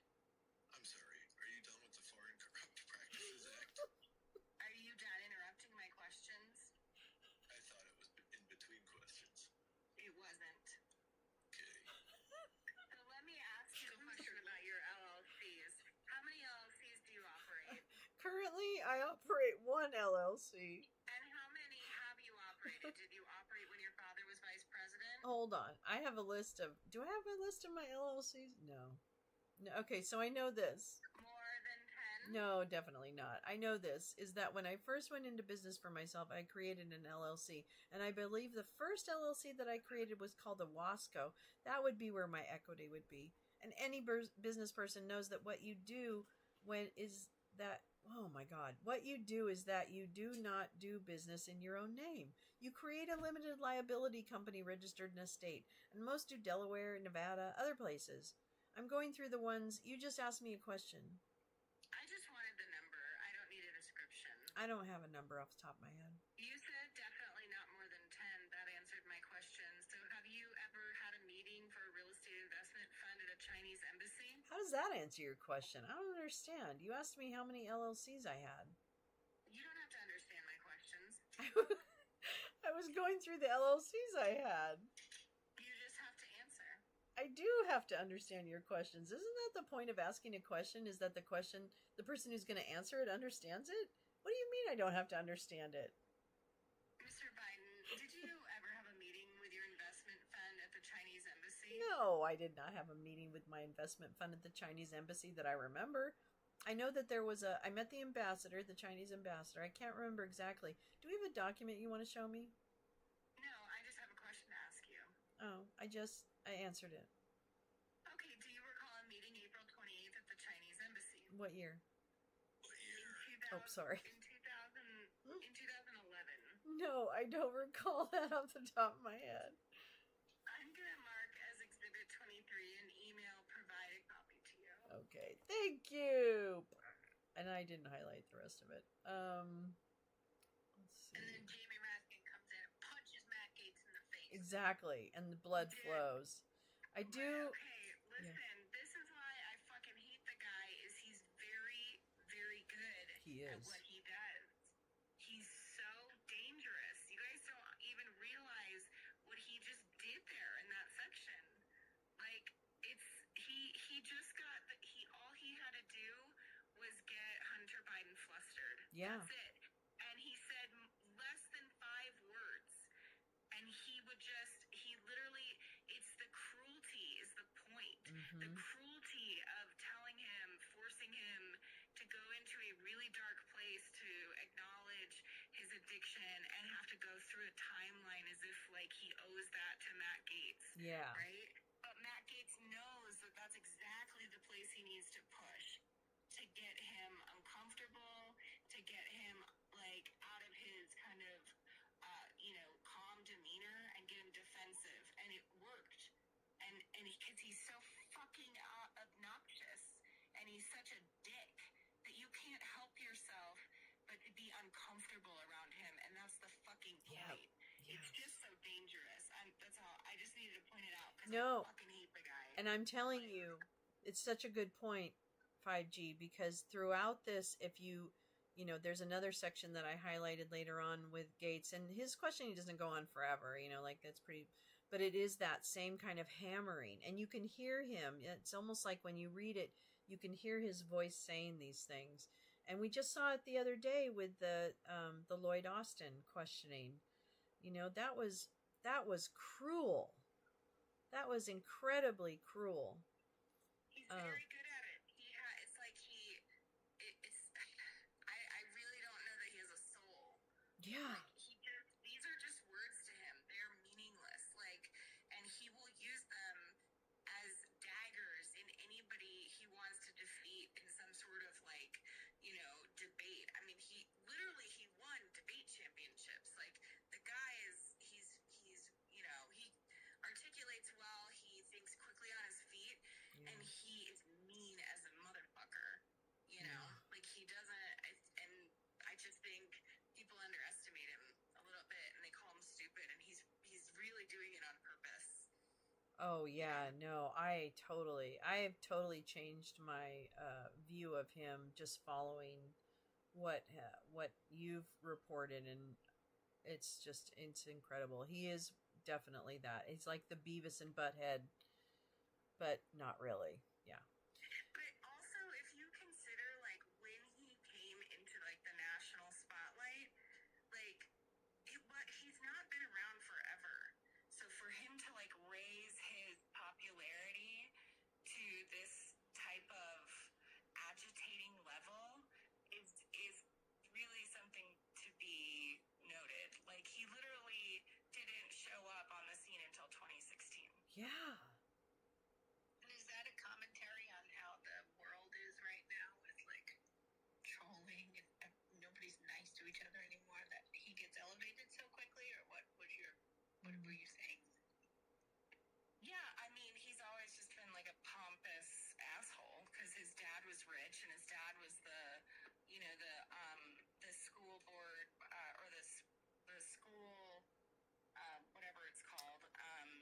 Oh, a the superintendent. right.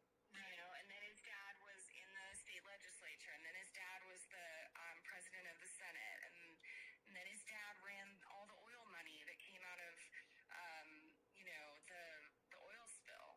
So, like, his dad has always been way more powerful than anybody else's. He's gotten away with everything, and he's smart, and, you know. Well, so, and anyways, but the point is, yeah. like, he's always talked to people like this. So it's just like he's just always a troll that got away with it, and then he just made it to Congress. Yeah, So and he now he's just a troll in Congress. and it's never, and he never backs down, and I think that's one of the things I see in this, and in all his questioning. He has zero shame. Yes.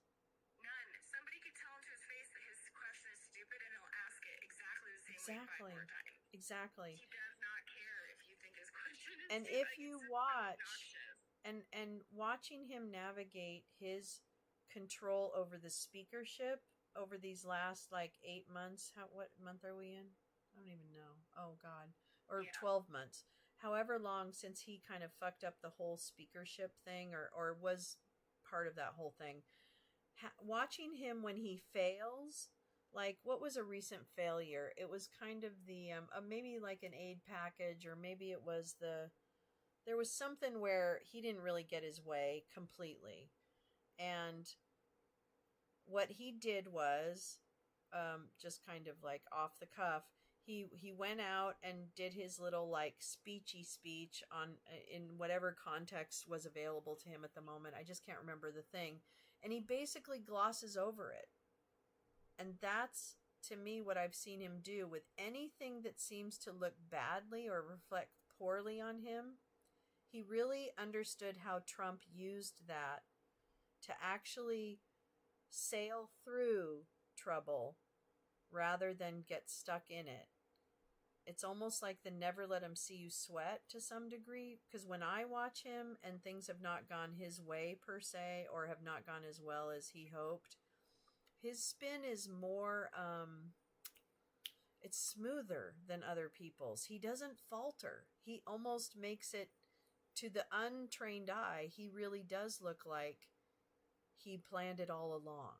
You know what I mean? Does that make sense?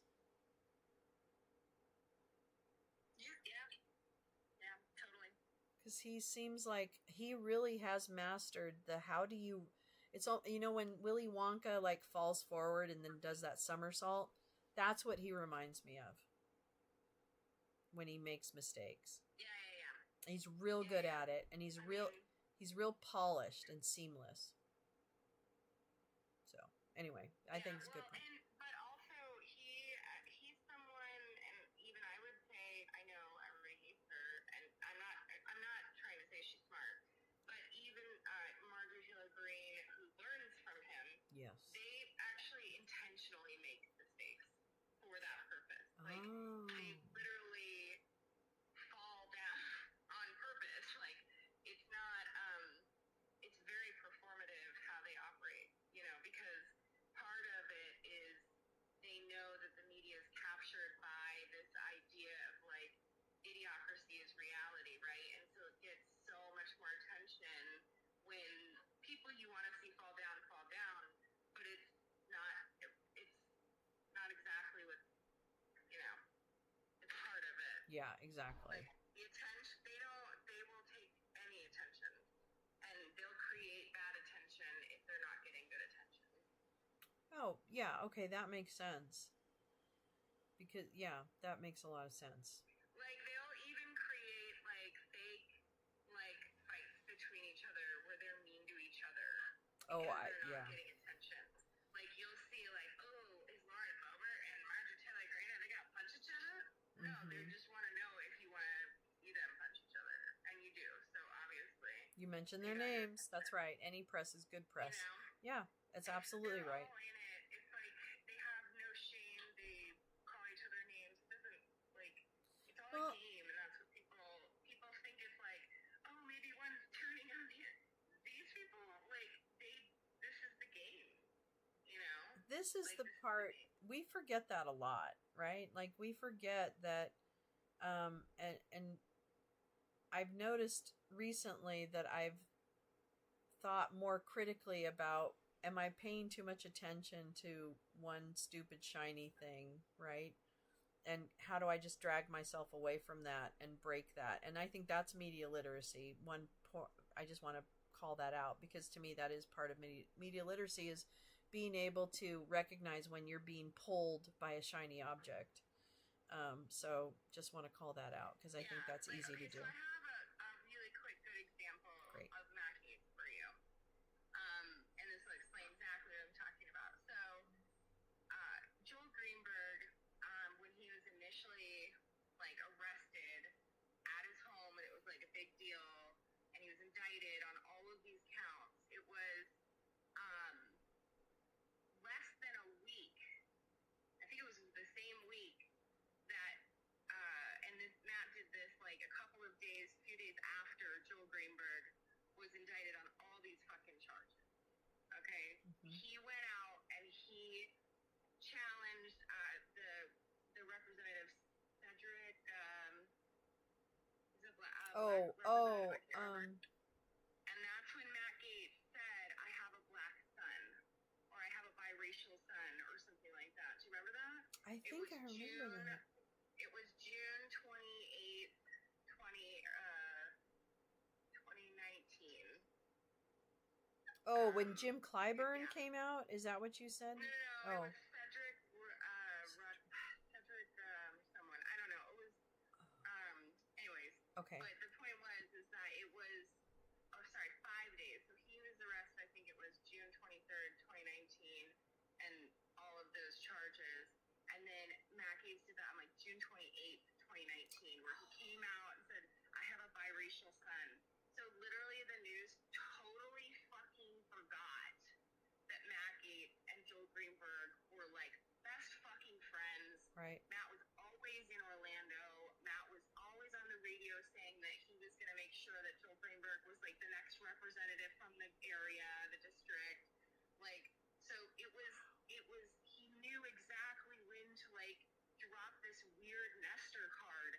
And the only thing that the press could talk about, while all of this actual like insane information about pay to play, medical marijuana, wheeling and dealing, and all of these women and underage sex parties where they would take ecstasy and have like orgies, and one of the party houses that they were, drugging these young girls up with had birth control plan B in the fucking medicine cabinet in the bathrooms.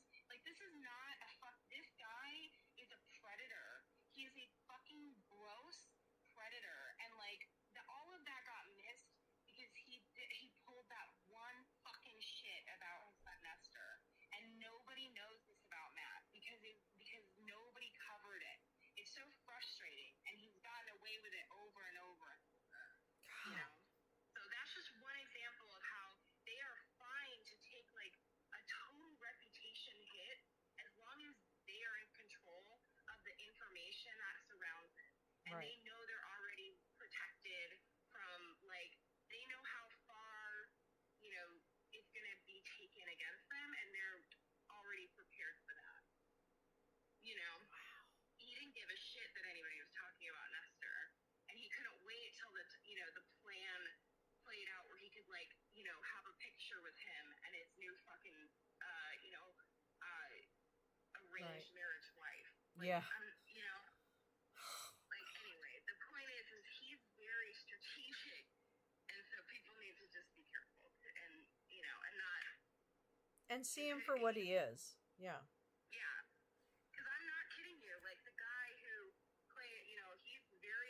he's super pro-life. Like, he's, grew up, like, Southern Baptist and, all this stuff. And his mom is in a wheelchair because during her pregnancy with his sister, and they told his mom, this is their story, of course, to abort the sister, and she refused to, and that's why she's paralyzed in a fucking wheelchair now. So listen to that story.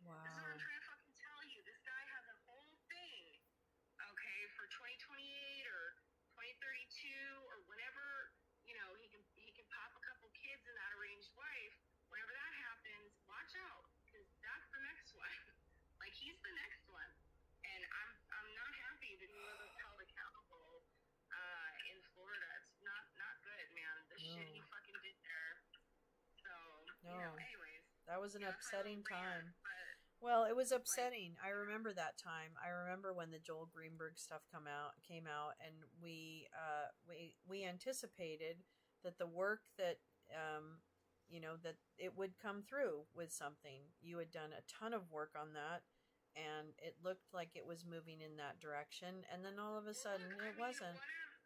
One of the guys, Mike Shirley, was just sentenced a few days ago to 7 years in prison for fraud. Nobody talked about it. Mike Shirley ran the campaigns of Joel Greenberg and a couple other people.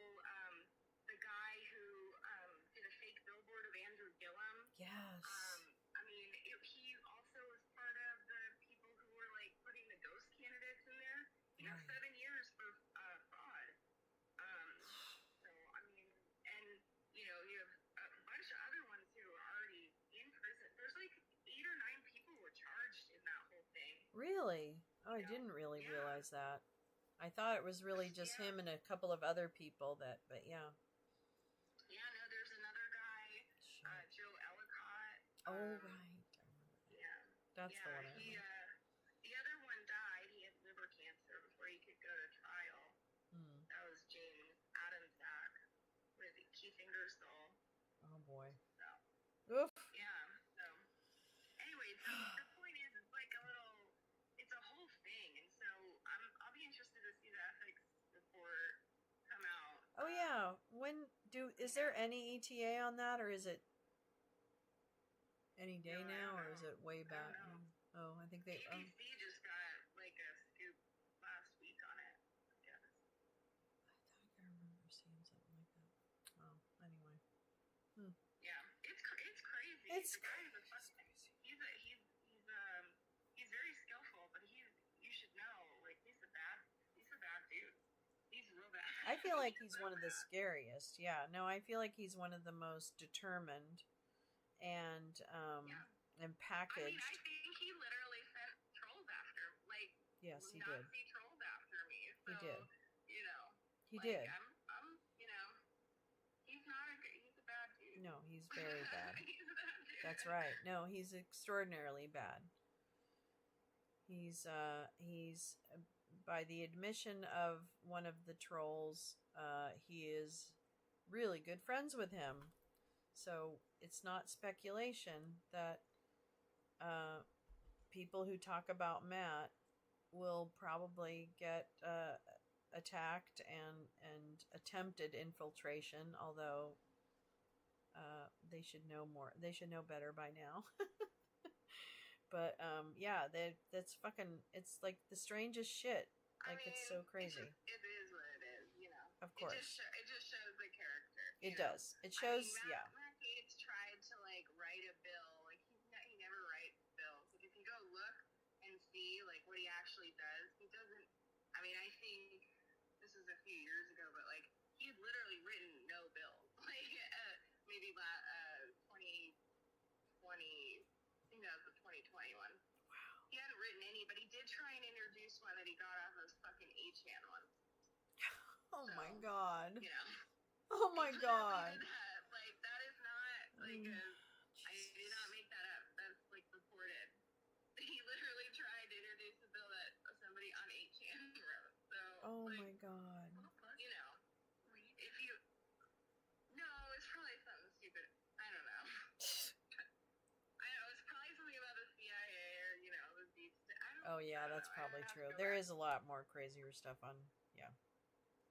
It's not just for. He's just a troll. He's like literally. It's not just for revenge porn.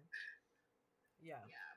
No, he's terrible. He's an actual threat to systems and peoples. I am falling asleep. I'm so sorry. I'm such a baby. Sorry, No, it's me. No, actually, I'm really glad. I wanted to get through. I actually am glad because I wanted to get through some of the Matt Gaetz part. I'm a little sad that I'm a little tired, but I'm looking through the Hageman part. So I just want to point out, if you do go to page 168 on this document, it has the little, it's not very long, but it's a Harriet Hageman. It's a couple pages. It's a few pages actually. And it's just her asking the dumbest fucking rudest motherfucking questions about laptops and drugs and sex and rock and roll and anything else. And she puts things in his mouth, like she puts words in his mouth. It's absolutely terrible, but it is entertaining. So maybe when we're not so tired, we'll do that. But please read that part for yourself. Other than that, it's pretty vanilla. It's not, there's not that great stuff. But yeah. Good idea, Lolo. Oh, Really fun. thank you. It was fun. It was super fun. I have to work out some technology stuff, but that's always the case. We're always missing one critical component. I'm getting used to it. But thanks for coming to the lounge, and thanks for indulging in a special lounge tonight. I know I'll try and make sure that we bring back all the lounge family and do things where everybody is included and stuff. So, but thank you. This was super fun, and it was a great excuse for me to really dig into this transcript. So thanks again, everyone, and have a wonderful weekend. I will see you. I don't know when I'll see you. I'll see you probably Sunday night. I'll probably be doing something Sunday night, and I'll probably be reading tomorrow night. So frankly, you'll probably see me the next 2 days. Anyway, hugs and kisses. Good night. And oh, wait, first I have to say thank you to all my actors. Oh my God, what an incredible theater company we have here at Lolo's Lounge, Community Theater. So thank you all for joining the community theater of Lolo's Lounge. You all did fabulous, and I think you all should be very proud of yourselves. So see you at the Fringe Festival next year in Edinburgh. All right, good night, everyone. Good night, everyone on the YouTube. I'm so sorry that you had a terrible time, and I love you so much. And my heart's breaking, and I'm going to figure it out. I love you, I love you, I love you. All right, and I will see you sometime this weekend on YouTube. I promise. All right, my loves. Good night. Sleep well. Don't let the bed bugs bite. I think I have a little music to send you out on. Hold on. Little music. There we go. Hold on.